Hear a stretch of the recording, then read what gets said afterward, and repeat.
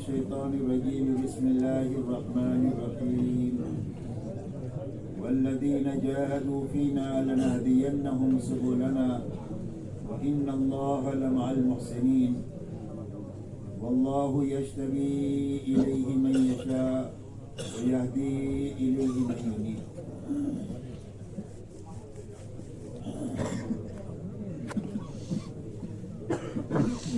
میرے محترم بزرگوں دوستوں، 2-3 دن سے دین کی اور دین کی محنت کی باتیں ہو رہی ہے. اب جو چیز باقی رہ گیا ہے وہ عمل باقی رہ گیا ہے. اب ہمارے اس مجمع میں 2 قسم کے لوگ ہیں. ایک مجمع وہ ہے جو اللہ کے راستے میں یہاں سے جا رہا ہے. بڑا مجمع وہ ہے جو اللہ کے راستے میں جانے کی نیت کی اور تیاری کے لیے واپس اپنے گھروں کو جا رہا ہے. اور دونوں مجمع اللہ کی نگاہ میں مبارک ہو سکتا ہے، شرط یہ ہے کہ دونوں مجمع اپنے اپنے کام کو سمجھ کر اپنے اپنے رخوں پر جائے. جو مجمع واپس جانے والا ہے، اگر وہ کام کے لیے اور کام کی تیاری کے لیے واپس جائے گا اس نیت سے، اور جا کر کام کرنا جو ہے اس میں وہ لگے گا، تو اس کا شمار اللہ کی نگاہ میں انصار میں سے ہوگا. اسلام میں 2 ہی جماعتیں ہیں، ایک مہاجرین ہے اور ایک انصار ہے. اور انصار کے بارے میں حضور صلی اللہ علیہ وسلم نے یہ فرمایا، لولا الہجرت لکنت امرئا من الانصار. فرمایا ہجرت نہ ہوتی تو میں بھی انصار میں کا ایک ہوتا. اور یہ فرمایا، لو سلک الناس وادیا وسلکت الانصار وادیا لسلکت وادی الانصار. فرمایا لوگ ایک راستہ چلے اور میری انصار کی جماعت ایک جگہ چلے تو میں وہاں چلوں گا جہاں انصار کی جماعت چلے گی. اور یہ فرمایا، اللہم اغفر الانصار وابناء الانصار وابناء ابناء الانصار. اے اللہ انصار کی مغفرت فرما، ان کے بچوں کی مغفرت فرما، اور ان کے بچوں کی بچوں کی مغفرت فرما. قیامت تک کے لیے جو دین کی نصرت کرنے والے ہیں ان کے لیے حضور صلی اللہ علیہ وسلم کی یہ دعا ہے. اس لیے واپس جانے والوں کو بھی کام کی نیت سے واپس جانا ہے. جو لوگ اللہ کے راستے میں جا رہے ہیں ان کی مشابہت مہاجرین کے ساتھ ہوگی، اور اللہ کی نسبت پر اپنے گھر بار کو چھوڑ کر اپنی جان اور مال کو لے کر دنیا میں اللہ کے دین کے لیے پھرنا، یہ اللہ کی نگاہ میں بڑا کام ہے. اسی لیے حضور صلی اللہ علیہ وسلم ارشاد فرماتے ہیں کہ اللہ کے راستے کی ایک صبح یا ایک شام، یہ دنیا اور دنیا میں جو کچھ ہے وہ سب سے بہتر ہے. دوسری جگہ فرمایا، لموقف ساعہ. فرمایا ایک گھڑی اللہ کے راستے میں کھڑا ہونا اللہ کے دین کی سربلندی کے لیے یہ لیلۃ القدر میں حجر اسود کے سامنے عبادت کرنے سے بھی افضل ہے.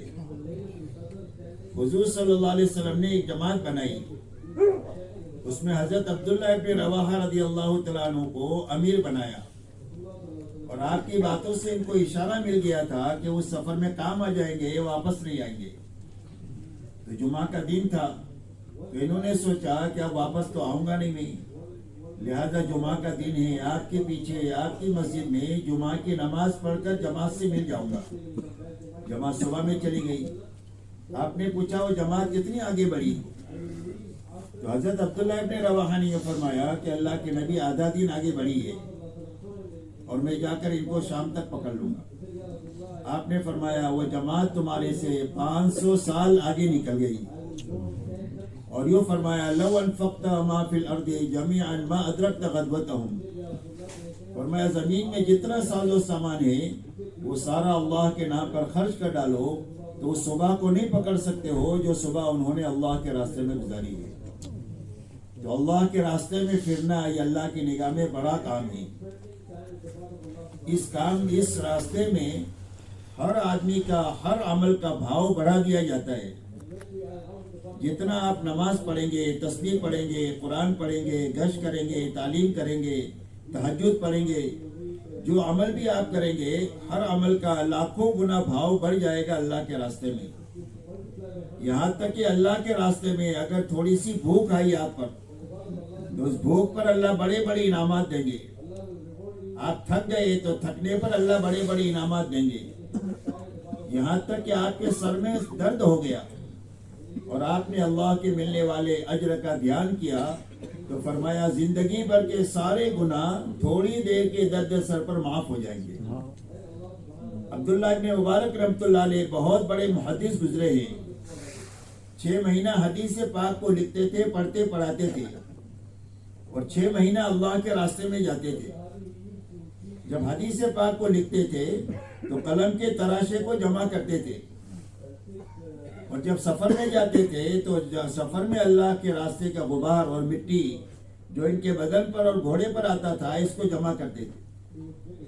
جب ان کے انتقال کا وقت ہوا تو انہوں نے یہ وصیت کیا کہ مجھے نہلانے کے لیے جو تم پانی گرم کرو گے وہ ان چھلکوں سے کرو گے جس سے میں نے حدیث پاک کو لکھا ہوں، اور جب مجھے قبر میں رکھو گے تو میری قبر کو اس مٹی سے پاٹو گے جو اللہ کے راستے کی ہے. اس لیے کہ حضور صلی اللہ علیہ وسلم فرماتے ہیں کہ اللہ کے راستے کا غبار اور جہنم کا دھواں یہ دونوں چیزیں ایک ساتھ جمع نہیں ہو سکتی.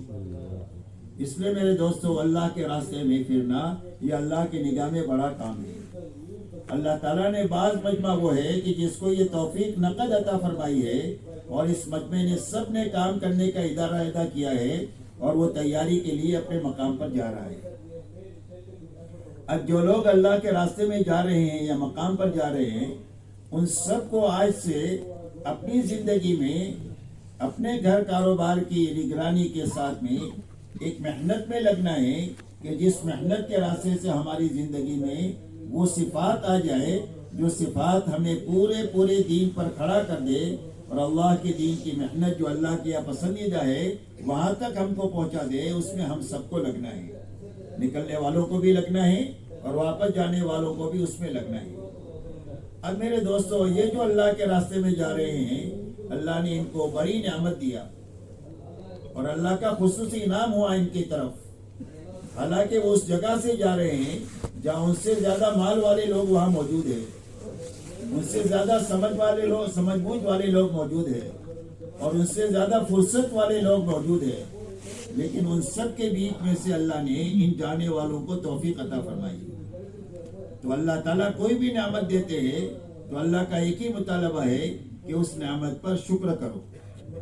اگر نعمت کا شکر ادا ہو جائے گا اور اللہ کی یہاں ہمارا شمار قدردانوں میں ہو جائے گا تو اللہ تعالیٰ اپنے کام کے لیے ہم کو چن لیں گے. اور جب کام کے لیے اللہ چنیں گے تو کام کے لیے جس چیز کی ضرورت ہے اللہ اپنے خزانے سے دیں گے. مال کی ضرورت ہے تو مال دیں گے، صلاحیت کی ضرورت ہے تو صلاحیت دیں گے، اور وقت کی ضرورت ہے تو وقت اللہ اپنے خزانے سے دیں گے. اور مشغول سے مشغول آدمی سے اللہ اپنے دین کا کام لے لیں گے، اس لیے کہ لینے والے اللہ کی ذات ہے. تو اب اس نعمت کا کیا شکر ہے؟ اس نعمت کا شکر یہ ہے کہ نکلنے کے زمانے میں جتنے کرنے کے کام ہیں ان سارے کاموں کو کرتے ہوئے اپنا وقت لگانا.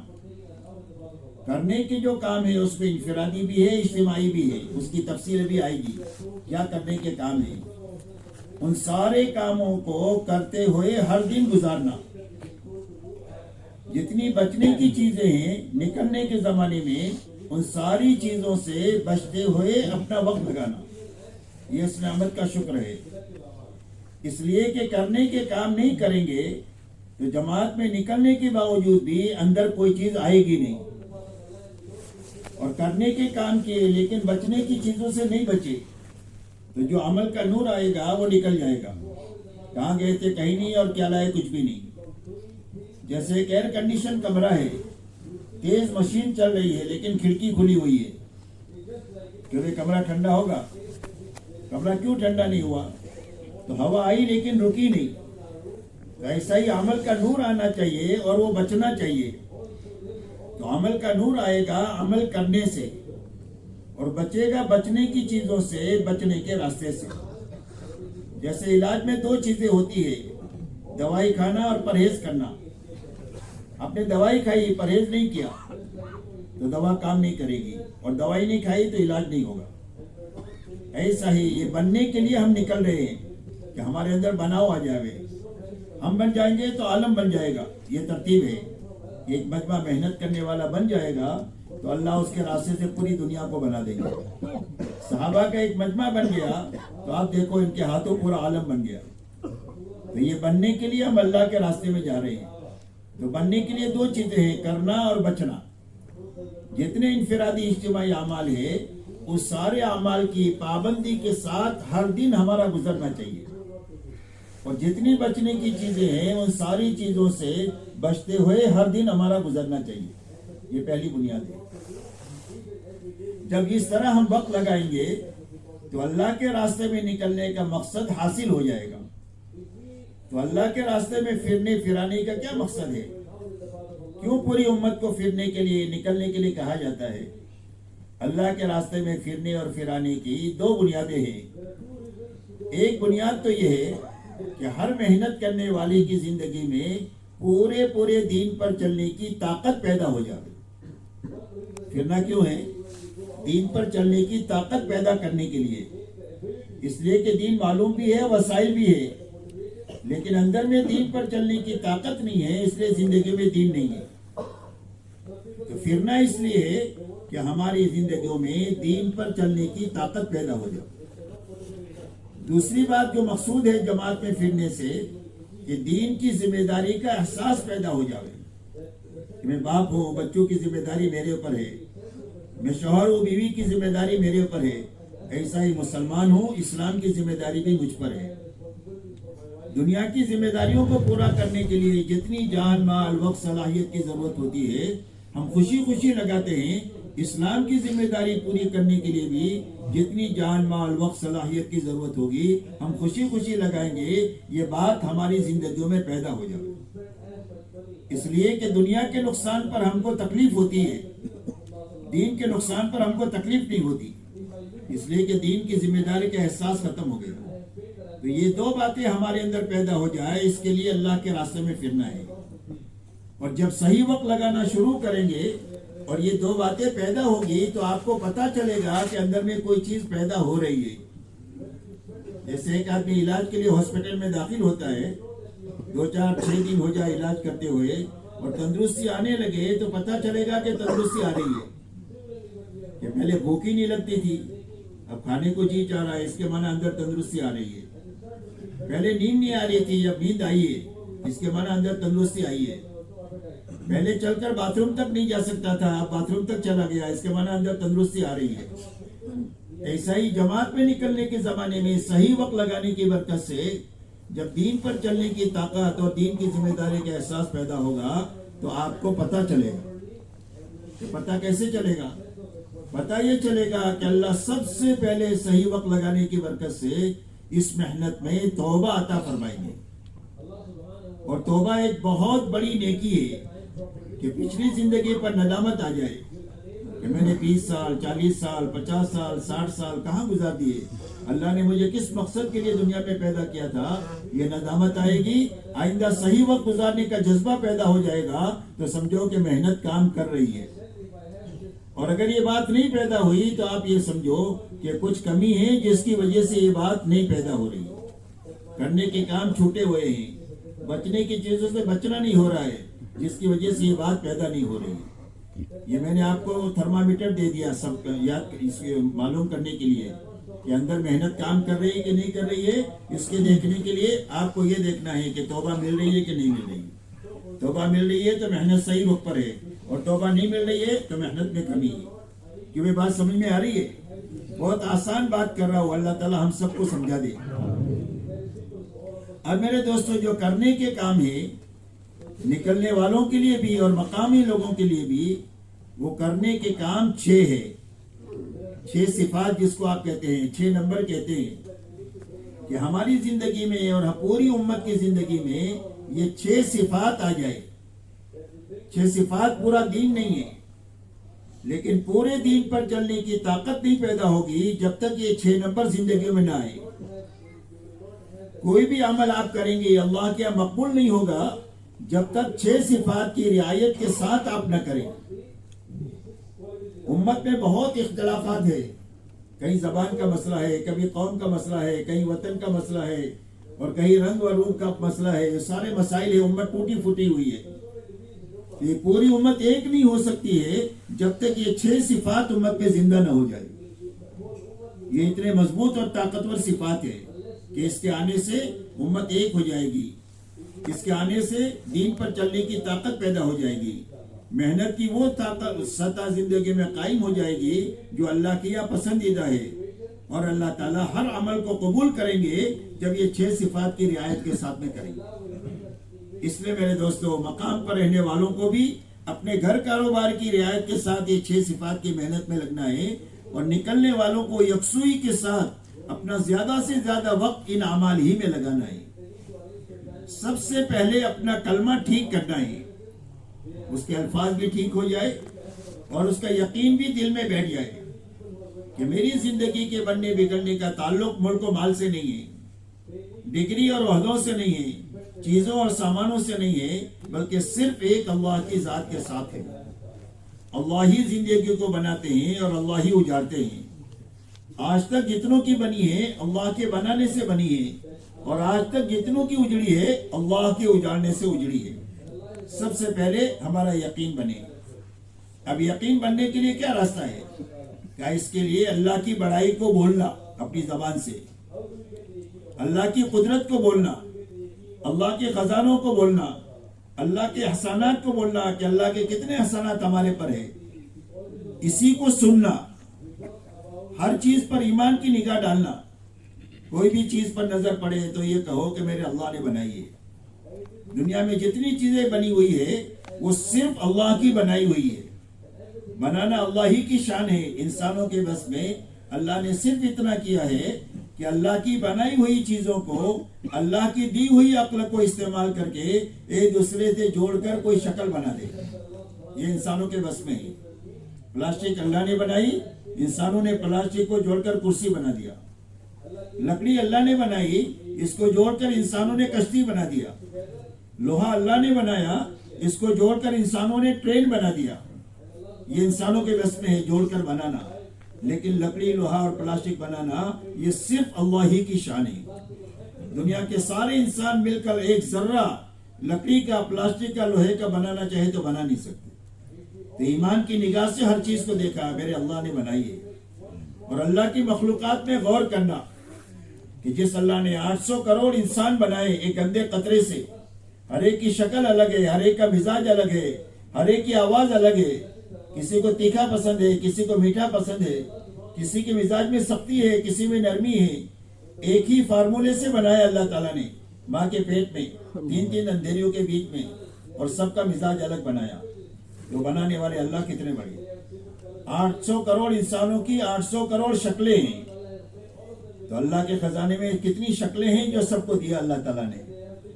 تو اللہ کی مخلوق میں غور کرنا. آسمان کو دیکھ کر میرے اللہ نے 7 آسمان اتنے بڑے بڑے بنائے, وہ بنانے والے اللہ کتنے بڑے. 7 زمینیں بنائی, پہاڑ بنائے, سمندر بنائے, اور دنیا میں کروڑوں چیزیں بنائی ہے, وہ میرے اللہ نے بنائی ہے. وہ بنانے والے اللہ کتنے بڑے. یہ 4 دروازے ہیں ایمان سیکھنے کے. زبان ہے, کان ہے, آنکھ ہے اور دماغ ہے. یہ چاروں راستوں کو ایمان سیکھنے میں لگانا. بات سمجھ میں آ رہی. دوسری بات میرے دوستو, ہر فرد امت کو یہ دعوت دینی ہے کہ بنانے والے اللہ ہے, اور بنانے کا ضابطہ صرف محمد رسول اللہ ہے. پوری قوت سے ساری انسانیت کو یہ دعوت دینی ہے کہ جو اپنی زندگی بنانا چاہے وہ محمدی بن کر جیے, محمدی بن کر مرے. دوسرا کوئی راستہ نہیں ہے. کامیابی نظر آئے گی لیکن کامیابی نہیں ہوگی, کامیابی کا دھوکہ ہوگا, اور یہ دھوکہ کھلے گا موت کے وقت میں. اس وقت آدمی خون کے آنسو سے روئے گا لیکن اس کے آنسو کا پوچھنے والا کوئی نہیں ہوگا. اس لیے زندگی بنانے کا ایک ہی ضابطہ ہے, اور وہ صرف محمد رسول اللہ ہے.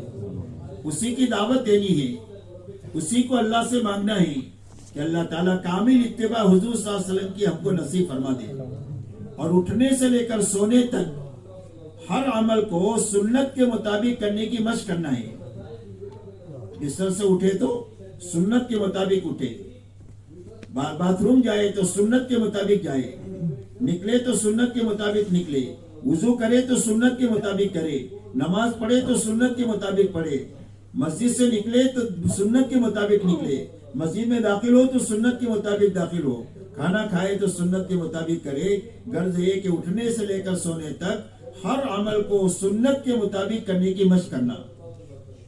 اللہ تک پہنچنے کا اور جنت تک جانے کا شارٹ کٹ راستہ سنت والا راستہ ہے. شارٹ کٹ راستہ اور محفوظ راستہ جس میں کوئی خطرات نہیں ہے سنت میں. باقی اور سارے راستے سے جائے گا تو پتہ نہیں کن خطرات میں پھنس جائے گا. یہ محفوظ راستہ ہے سنت والا راستہ. اس لیے کہ شیطان آج سب سے پہلے آدمی کو جماعت میں نکلنے نہیں دیتا. چھوٹی بات کو بڑی بنا کر پیش کرے گا تاکہ یہ جماعت میں نکلے نہیں, اور نکل گیا تو بغیر ٹکٹ کے وہ بھی آپ کے ساتھ میں ہیں. بیوی کو بھی چھوڑ دیا, بچوں کو بھی چھوڑ دیا, کاروبار کو بھی چھوڑ دیا, لیکن شیطان کو نہیں چھوڑا. شیطان ساتھ میں ہے, آپ اس کو دیکھتے نہیں ہیں اور وہ آپ کے ساتھ ہے. تو اس سے بچنے کا کیا راستہ؟ تو دوسری کوشش شیطان یہ کرے گا کہ اچھا ہے نکل گیا, کوئی بات نہیں, کھیل کود کے واپس آ جاوے, کام میں نہ لگے. تو کام میں لگنے نہیں دے گا. ہمت سے کام میں لگ گیا تو تیسرا کام یہ کرے گا کہ کام اللہ کے لیے نہ کرے. جب اللہ کے لیے نہیں کرے گا تو اس عمل کی کوئی تاثیر نہیں ہوگی, بڑے سے بڑے عمل کی. اور اللہ کے لیے کر دیا تو آخر تک یہ کوشش کرے گا کہ لڑا کر, بھیڑا کر, تیری میری کرا کر, گالی گلوچ کرا کر, غیبت کرا کر کے اس کی نیکی کو دوسرے کے کھاتے میں کر دے گا, تاکہ جیسا گیا تھا ایسا ہی واپس آ جائے. تو ہم اس کو دیکھتے نہیں. اس سے بچنے کے کیا راستہ ہے؟ فرمایا اس سے بچنے کا راستہ سنت والا راستہ ہے. جس عمل کو آپ سنت کے مطابق کریں گے اس میں شیطان کا عمل دخل ہو نہیں سکتا. جو ہے آپ نے مہر لگا دیا, آپ قلعے میں فٹ ہو گئے, اب آپ اس کو آپ کو ڈسٹرب نہیں کر سکتا. حدیث پاک میں یہ آتا ہے کہ آدمی رات کو گھر کا دروازہ بسم اللہ کہہ کر بند کرے اور کھانا بسم اللہ کر کے کھائے. تو شیطان کہتا ہے یہاں کھانے کی بھی گنجائش نہیں, یہاں سونے کی بھی گنجائش نہیں, دوسرا گھر تلاش کرو. اور بغیر بسم اللہ کے گھر کا دروازہ بند کیا, بغیر بسم اللہ کے کھایا, تو کہیں گے اس کے ساتھ کھانا کھا لو, رات کو اس کے ساتھ سو جاؤ. سنت کا اتنا طاقتور عمل ہے یہ, اور اتنا پاورفل محفوظ عمل ہے کہ عمل سنت کے مطابق زندگی ہو جائے گی تو شیطان کہیں پر بھی اپنا ہاتھ پیر مار نہیں سکے گا. اس لیے اس کی مشق کے ساتھ میں اپنا وقت گزارنا ہے. دوسرا کام اپنی نماز بنانے کی محنت میں لگنا ہے. سب سے پہلے نماز میں پڑھا جانے والا قرآن صحیح کرنا ہے. جس لیے کہ قرآن صحیح نہیں پڑھیں گے تو نماز صحیح نہیں ہوگی. کم سے کم سورہ فاتحہ اور 4 سورتیں سب سے پہلے یاد کریں تاکہ قرآن پڑھنے والا, نماز میں پڑھا جانے والا قرآن صحیح ہو جائے. پھر تشہد یاد کریں, پھر اس کے بعد دعائے قنوت یاد کریں, اس کے بعد باقی چیزوں کو یاد کریں. اور اپنی نماز میں جان پیدا کرنے کے لیے فضائل کے حلقوں میں بیٹھ کر اتنا سنے, نماز کے فضائل اتنا سنے کہ اللہ کے سامنے کھڑے ہونے کا شوق پیدا ہو جائے کہ میرے رب کے سامنے کھڑا ہو جاؤں گا تو اللہ میں جو کہوں گا وہ سنیں گے.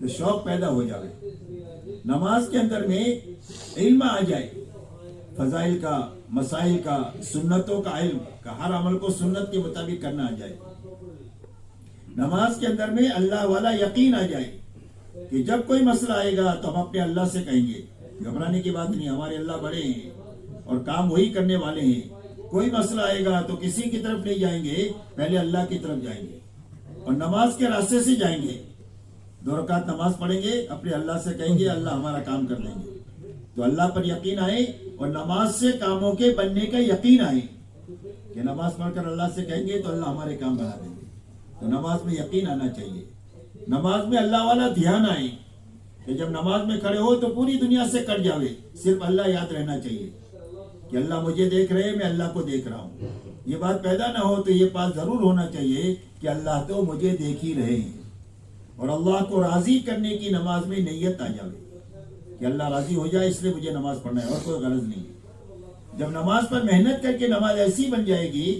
تو یہ 2 رکعت نماز آسمان سے مدد اتروا دے گی، اور جو مسائل، بڑے بڑے مسائل ملکوں سے حل نہیں ہو سکتے ہیں وہ 2 رکعت نماز سے حل ہو جائیں گے، اتنی طاقتور چیز ہے۔ اللہ والے فرماتے ہیں زندگیوں میں سے بگاڑ کے دور کرنے کا راستہ نماز ہے، نماز کی مثال یہ کھڑکی کی ہے اور روشن دان کی ہے، گھر میں سے دھواں باہر جائے گا یہیں سے، تازہ ہوا یہیں سے اندر آئے گی، ایسا ہی رذائل زندگیوں سے جو نکلیں گے وہ نماز کے راستے سے نکلیں گے، اور اچھائیاں زندگی میں جو آئے گی وہ نماز کے راستے سے آئے گی، اس لیے اپنی نماز پر محنت کرنی ہے۔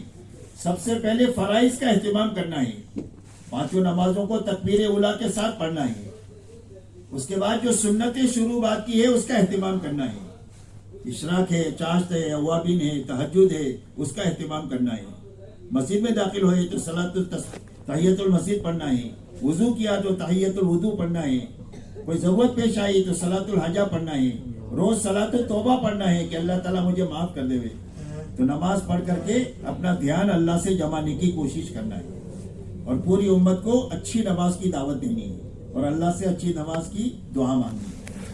اسی کے ساتھ میں اللہ کے راستے میں نکل کر دین کا علم سیکھتے ہوئے ہر دن اپنا گزارنا ہے۔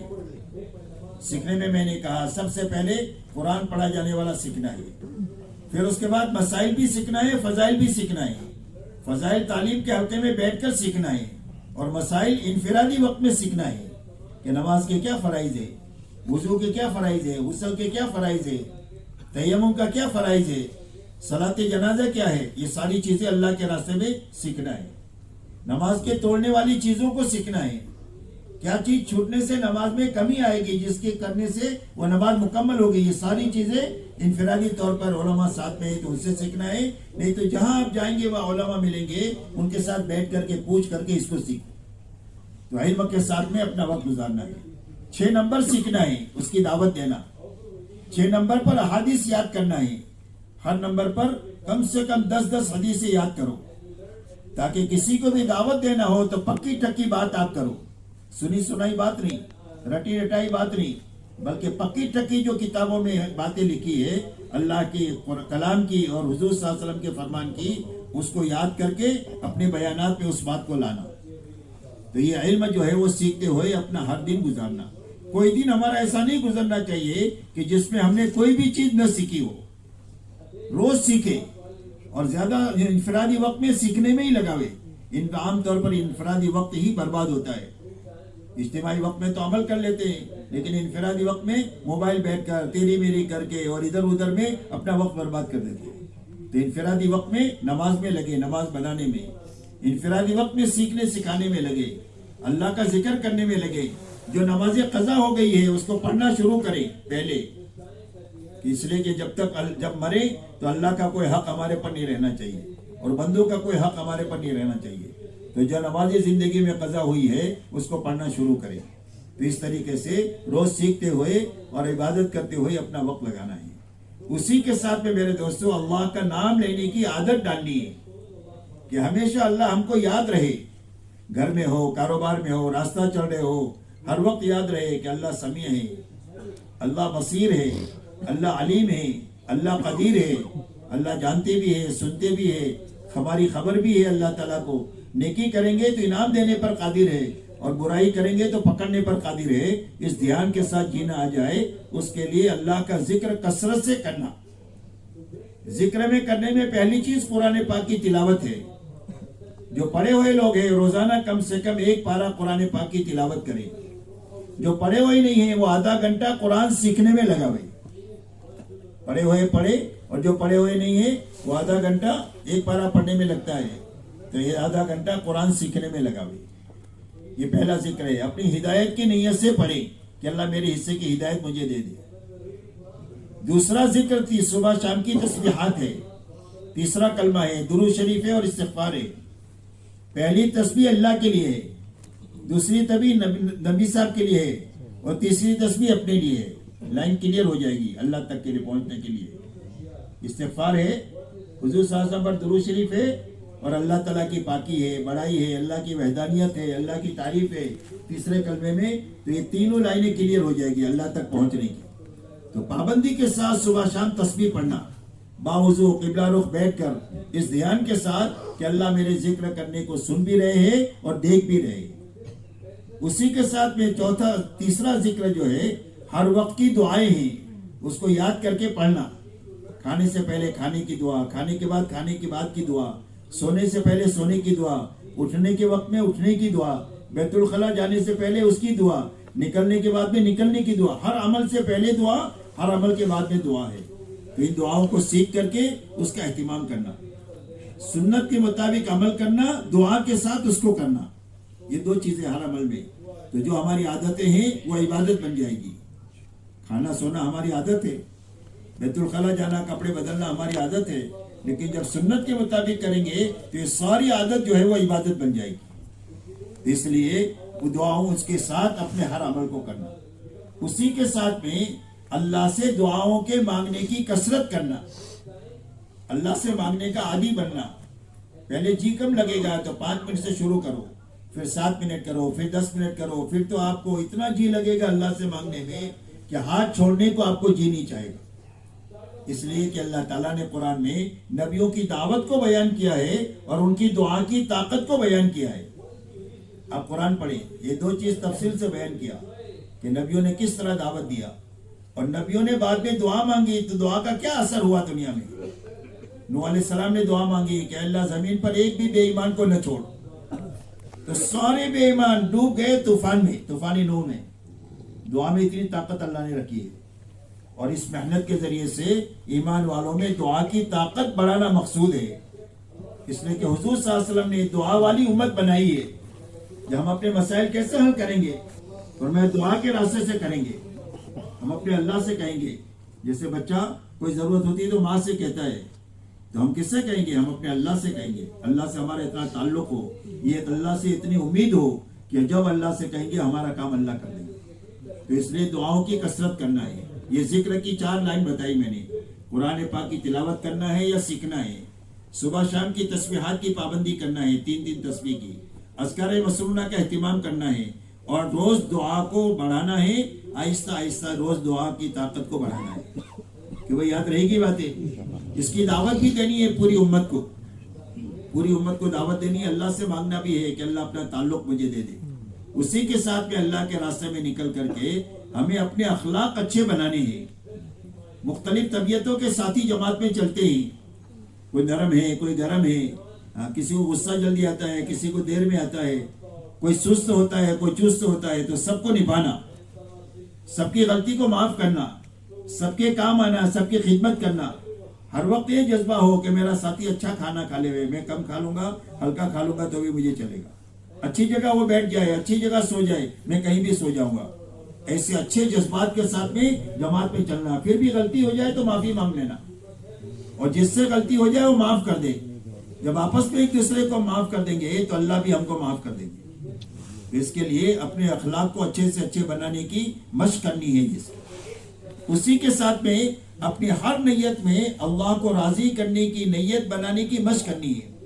آج ہمارا المیہ یہ ہے کہ یا تو ہم کام کرتے ہیں بغیر نیت کے, یا کام کرتے ہیں بگڑی ہوئی نیت کے, لیکن کام کے وقت دھیان نہیں ہے. تو ہر آدمی سمجھتا ہے کہ میرے سے بڑا کوئی مخلص دنیا میں نہیں ہے. لیکن جب ہر عمل کو دھیان سے کریں گے تو پتہ چلے گا کہ زندگی میں اکثر کام اللہ کے غیر کے لیے ہوتے ہیں. اس لیے اس کی مشق کرنا ہے کہ ہر کام کو اللہ کے لیے کرنے کی عادت بنے ہماری. کام سے پہلے دعا کرو, نیت کرو کہ میں اللہ کے لیے کر رہا ہوں. بیچ میں اپنی نیت کو ٹٹولے کہ عمل کسی اور کے لیے تو نہیں ہوا, اور آخر میں استغفار پر اپنے عمل کو ختم کرنا. اس لیے کہ مخلصین ہدایت کے چراغ ہیں. اللہ دنیا میں ہدایت جو چلائیں گے وہ مخلصین کے ہاتھوں چلائیں گے. تھوڑے ہوں گے کوئی حرج کی بات نہیں, کمزور ہوں گے کوئی حرج کی بات نہیں. اللہ کمزوروں کے ہاتھوں ہدایت کو چلائیں گے اور اللہ تھوڑوں کے ہاتھوں ہدایت چلائیں گے. شرط یہ ہے کہ مخلص ہونا چاہیے, کہ اس کی نیت اللہ کی رضا کو ہی ہو اور آخرت کی ہو. یہ مخلص ہے. تو اس کی مشق کرنا ہے اللہ کے راستے میں, پوری امت کو اس کی دعوت دینا ہے, اور اسی کے ساتھ میں اللہ کے راستے میں نکل کر دعوت کا کام کرتے ہوئے دعوت کا کام سیکھنا ہے. اس لیے کہ دنیا کے سارے کام آدمی کرتے ہوئے سیکھتا ہے. کہ بھئی سائیکل کیسے سیکھتے ہیں؟ تقریر سے. کیسے سیکھتے ہیں؟ چلا کر سیکھتے ہیں. گاڑی کیسے سیکھتے ہیں؟ تیرنا کیسے سیکھتے ہیں؟ تقریر سے. پانی میں کود کر کے ہی سیکھتے ہیں. ویسا ہی دعوت کا کام بھی کرتے ہوئے سیکھنا, اللہ کے راستے میں نکل کر دعوت کا کام کرتے ہوئے سیکھنا, تاکہ داعی بن کر ہم زندگی گزارے, اللہ کی طرف بلانے والے بن کر. جب داعی بن کر ہم دنیا کے کسی بھی ملک میں جائیں گے تو اس ملک کا کوئی ماحول ہم کو اثر نہیں کرے گا. دعوت ایک قلعہ ہے جس میں آدمی محفوظ ہو جاتا ہے, اور جب دعوت نہیں ہوگی تو غیر شعوری طور پر جہاں مسلمان جائے گا وہاں کا ہو کر رہ جائے گا. امریکہ میں جائے گا تو امریکی بن جائے گا, پہچان نہیں سکتے کہ مسلمان ہے. اور روس میں جائے تو روسی بن جائے گا, جہاں جائے وہاں کا بن جائے گا, آپ پہچان نہیں سکتے کہ مسلمان ہے. لیکن دعوت کے ساتھ اگر جائے گا دنیا کے کسی بھی کونے میں تو دنیا کا کوئی ماحول اس کو متاثر نہیں کر سکتا, بلکہ اللہ اس کی زندگی کو ایسی صاف ستھری بنا دیں گے کہ وہاں کے ماحول کو اچھا کرنے میں اس کا بہت بڑا ہاتھ ہو جائے گا. اب دیکھو صحابہ دنیا میں گئے ہیں دعوت کے ساتھ, تو دنیا کے کسی ماحول سے متاثر نہیں ہوئے, بلکہ وہاں والوں کو اپنے جیسا بنا دیا. ان کا دین بدل دیا, ان کی زبان بدل دیا, ان کا لباس بدل دیا, ساری چیز بدل دیا. اس لیے کہ وہ دعوت کے ساتھ گئے تھے تو کسی کے ماحول کو قبول نہیں کیا. راج مسلمان دنیا کے جس ملک میں جاتا ہے اس ملک کا ہو کر کے رہ جاتا ہے. کہ بات غلط کہہ رہا ہوں کہ صحیح کہہ رہا ہوں؟ تو اس سے حفاظت کا راستہ کیا ہے؟ فرمایا داعی بن کر کے جینا, کہ ہم اللہ کی طرف لوگوں کو بلانے والے ہیں, اللہ کی دین کی طرف بلانے والے ہیں, آخرت کی طرف بلانے والے ہیں. ہم انسانیت کے خیر خواہ ہیں. ہم کو انسانیت سے پھوٹی کوڑی نہیں چاہیے, ان کا اقتدار ان کو مبارک اقتدار نہیں چاہیے. ہم ان کی سلامتی دنیا میں بھی چاہتے ہیں, آخرت میں بھی ان کی سلامتی چاہتے ہیں. اس جذبے کے ساتھ آپ دنیا کے جس کونے میں بھی رہو گے اللہ سارے فتنوں سے آپ کی حفاظت کریں گے. تو اس لیے دعوت کا کام سیکھنا ہے.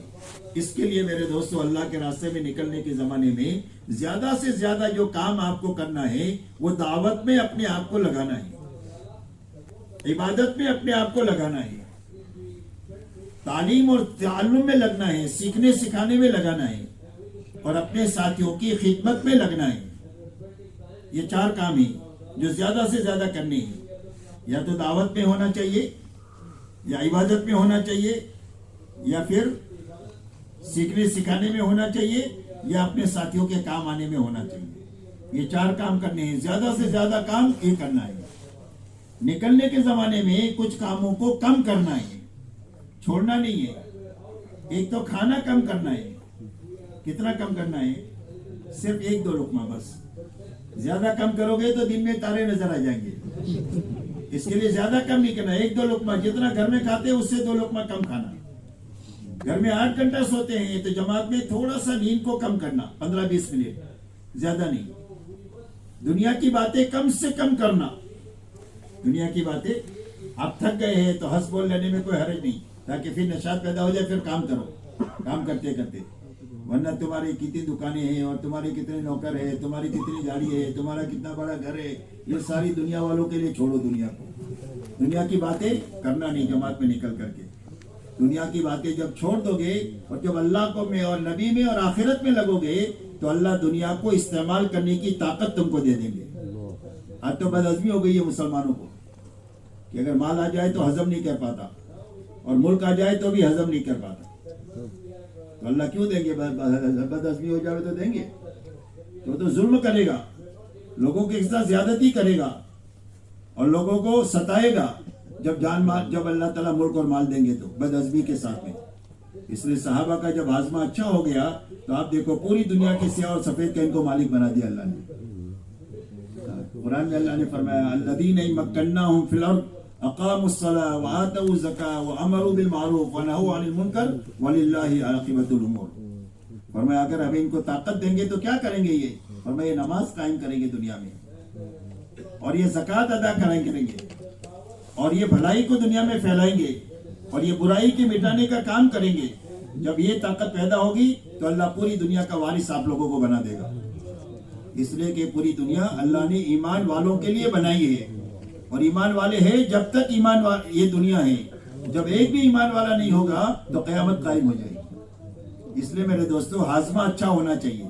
ہاضمہ اچھا بنانے کے لیے جماعت میں جانا ہے تاکہ اللہ میں لگے, نبی میں لگے اور آخرت میں لگے. بس دنیا کو دنیا والوں کے لیے چھوڑو, وہاں کے حلال کو بھی نہیں دیکھنا, وہاں کے حرام کو بھی نہیں دیکھنا, وہاں کے حلال میں بھی نہیں لگنا, حرام میں بھی نہیں لگنا.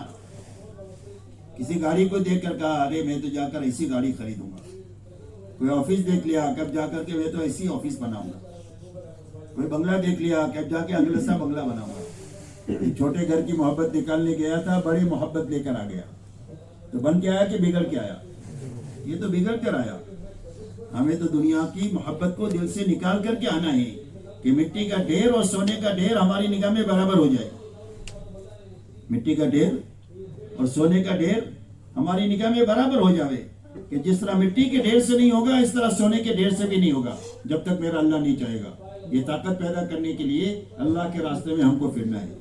اس لیے دنیا کی باتیں کم سے کم کرنا اور اپنی ضرورتوں میں کم سے کم وقت لگانا. اپنی ضرورتوں میں نہانے میں, کپڑے بدلنے میں, کھانا پکانے میں, اپنی ضرورتوں میں کم سے کم وقت لگانا. زیادہ سے زیادہ کرنے کے کاموں میں اپنے آپ کو لگانا.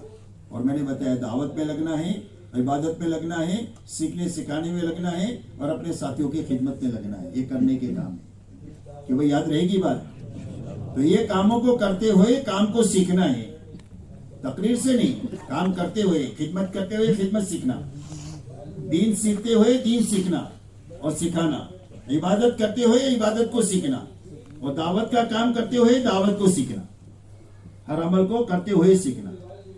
اب میرے دوستو یہاں سے اپنی جماعت جو جائے گی وہ جماعت کی شکل میں جائے گی, اور جماعت اس وقت بنتی ہے جب اس میں ایک ذمہ دار مشورے سے طے ہو. تو مشورہ ذمہ دار طے نہیں ہوگا تو جماعت نہیں بنے گی. جیسے 100 آدمی اکیلے نماز پڑھے تو یوں نہیں کہیں گے جماعت ہوئی. ایک امام 2 مقتدیوں نے نماز پڑھی تو کہیں گے کہ جماعت ہو گئی. تو ایک مشورے سے ذمہ دار طے ہوگا. اب وہ ذمہ دار چاہے اپنے سے عمر میں چھوٹا ہو, تجربے میں کم ہو, پرانا کم ہو, لیکن مشورے سے طے ہو جائے تو ساتھیوں کو اس کی اطاعت کے ساتھ اپنے وقت لگانا ہے. اس لیے کہ ہمارے ساتھ نفس بھی ہے اور شیطان بھی ہے. شیطان کا علاج سنت کا اتباع ہے. میں نے بتایا پہلے آپ کو, شیطان کا علاج کیا ہے؟ سنت کا اتباع ہے. اور نفس کا علاج کیا ہے؟ نفس کا علاج امیر کی اطاعت ہے. نفس جو ہے نا آوارہ کتے جیسا ہے, کہیں بھی منہ مارتا ہے, تو اس کو سدھانا چاہیے. کتے کو سدھاتے ہیں نا تو بعد میں وہ شکاری کتا بن جاتا ہے. 3 دن کا بھوکا ہو لیکن شکار پر اس کا مالک چھوڑے گا تو اس کو پکڑ کر لائے گا, کھائے گا نہیں. یہ علامت ہے کہ کتا سیکھ گیا, سدھا گیا. تو ایسا ہی اپنے نفس کو سدھانا ہے. آج تو اپنی ماں کی نہیں مانتے, باپ کی نہیں مانتے, تو اس کی اطاعت ہماری زندگی میں سیکھنے کے لیے تبلیغ ہے. کہ امیر کی بات کیوں مانیں گے؟ کہ اللہ کے نبی نے یہ فرمایا کہ جس نے میری امیر کی اطاعت کیا اس نے میری اطاعت کیا, اور جس نے میری اطاعت کیا اللہ کی اطاعت کیا, اور جس نے اللہ کی اطاعت کیا وہ جنت میں گیا. تو اللہ رسول کی اطاعت تک پہنچنے کا راستہ امیر کی اطاعت ہے. تو امیر کی اطاعت کے ساتھ اپنا چلہ 4 مہینہ جتنا وقت بھی ہے امیر کی اطاعت کے ساتھ, جی چاہے تو بھی ماننا, نہیں چاہے تو بھی ماننا.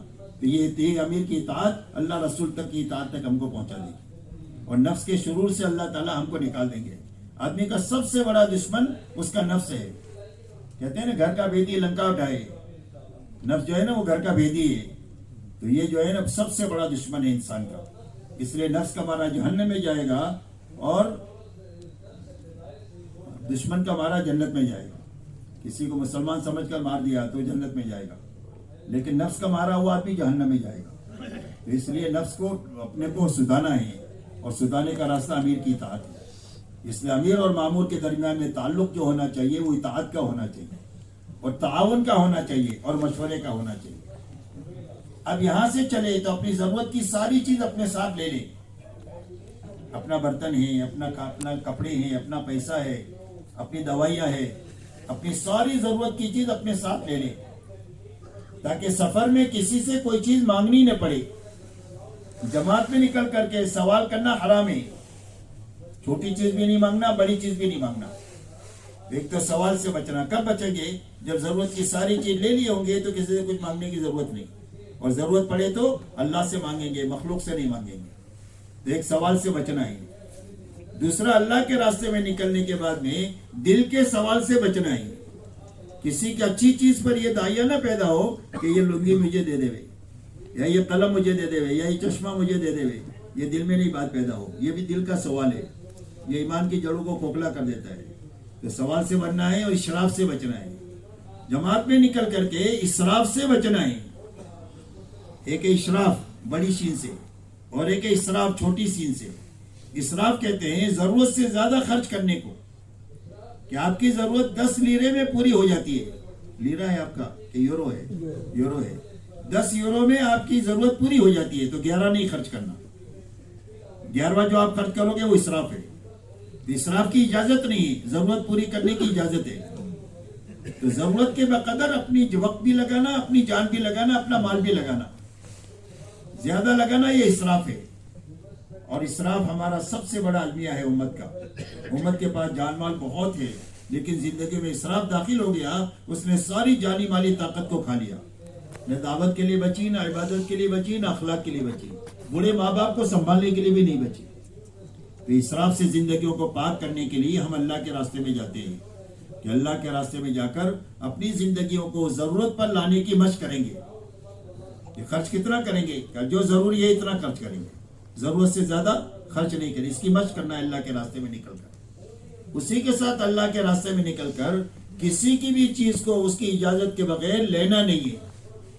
کسی کا چپل ہے، کسی کا لوٹا ہے، کسی کی لنگی ہے، ضرورت پڑے تو پہلے پوچھو پھر لو. بغیر پیچھے کسی کی چھوٹی چیز بھی نہیں لینا، قلم بھی نہیں لینا، پوچھنا اور پھر لینا. اس راستے سے ہم معاملات کی لائن کا دین سیکھیں گے. یہ عملی طور پر پورے دین کو سیکھنے کا کام ہے، کہ معاملات کے لائن کا دین سیکھیں گے، معاشرت کے لائن کا دین سیکھیں گے، اخلاق کے لائن کا دین سیکھیں گے، عبادت کے لائن کا دین سیکھیں گے، ایمانیات کے لائن کو سیکھیں گے. غرض یہ کہ پورا دین عملی طور پر سیکھنے کا یہ راستہ ہے دعوت اور تبلیغ کا. کہ ہر چیز کی دعوت دو، ہر چیز کو عمل میں لاؤ، اور ہر چیز کو اللہ سے دعا مانگو کہ اللہ تعالیٰ یہ نعمت مجھے عطا فرما دے. اس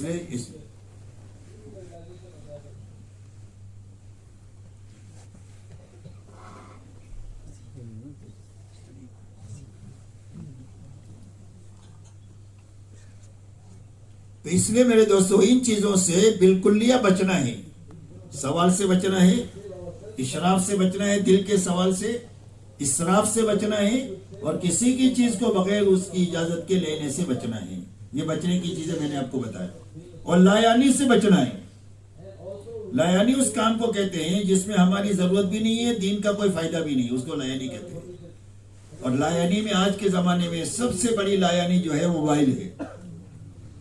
جماعت میں موبائل اپنے ساتھ لے کر نہیں جانا، اور جو لے کر آئے ہیں بند کر کے آپ اس کو تھیلے میں ڈال دو.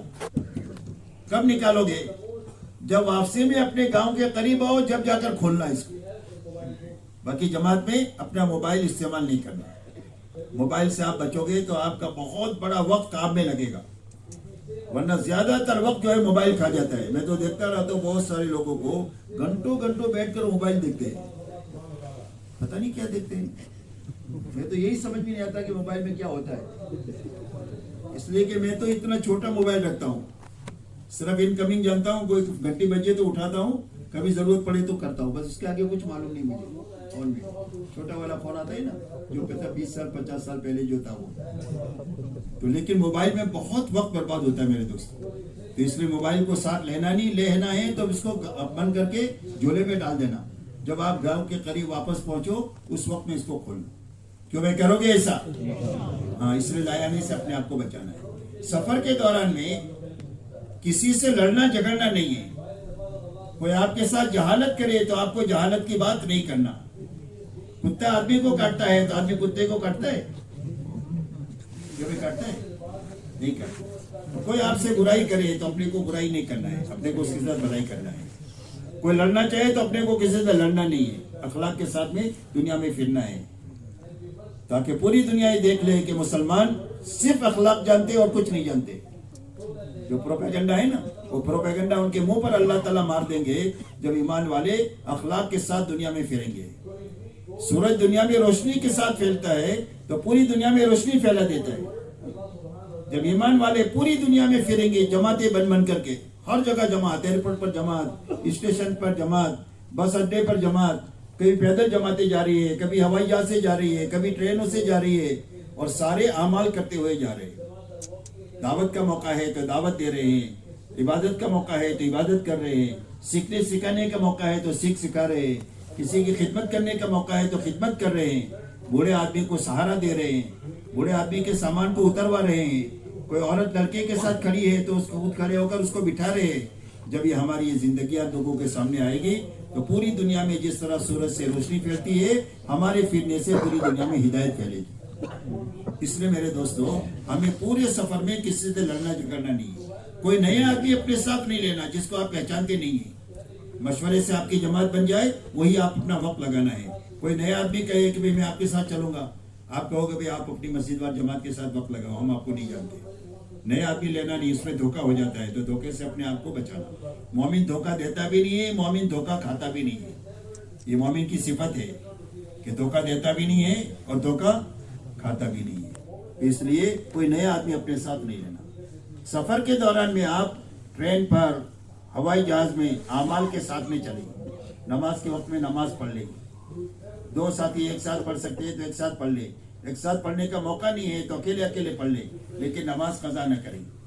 آپ قرآن پڑھ سکتے ہیں، قرآن پڑھیں. تسبیح پڑھ سکتے ہیں، تسبیح پڑھیں. دو ساتھی جوڑی بن کر سیکھنا سکھانا کر سکتے ہیں تو سیکھنا سکھانا کریں.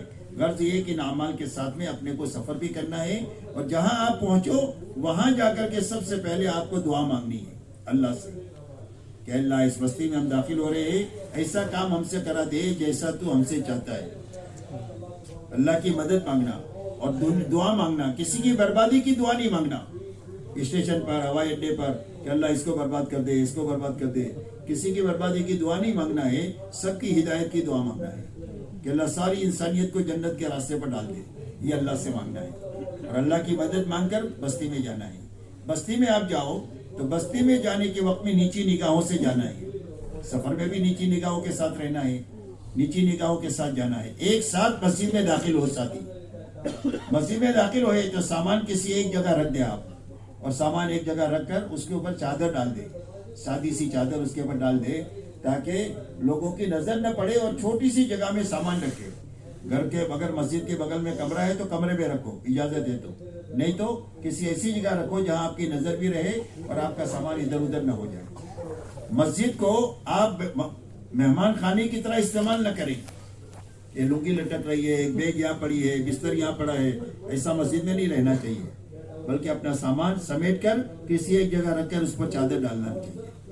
مسجد اللہ کا گھر ہے، اس میں بلند آواز سے بات نہیں کرنا، اس میں دنیا کی بات نہیں کرنا، اس کے اندر میں کوئی بدبودار چیز لے کر کے نہیں جانا، اور اس کے اندر میں اعتکاف کی نیت سے رہنا. مسجد میں اعتکاف کی نیت سے جب تک رہیں گے سنت اعتکاف کی نیت کر لو تاکہ کھانا سونا بھی ہمارے لیے صحیح ہو جائے. مسجد جس حالت میں ہم نے پائی ہے اس سے اچھی حالت میں چھوڑ کر وہاں سے نکلنا. ایسا نہیں کہ مسجد کو گندا کر کے ہم نکلے، کہیں ایسا نہیں کرنا چاہیے. آپ جب پہنچے مسجد جس حالت میں تھی نکلو تو اس سے اچھی حالت میں مسجد کو لے کر کے چھوڑ کر کے وہاں سے نکلنا، صاف صفائی کر کے پورا اچھے طریقے سے. آنے والا یہ سمجھے کہ یہاں پر اچھے لوگ آئے تھے اور اچھی طرح مسجد میں رہے بھی، کام بھی کیے، اور انہوں نے جو ہے مسجد کو صاف صفائی بھی کیا.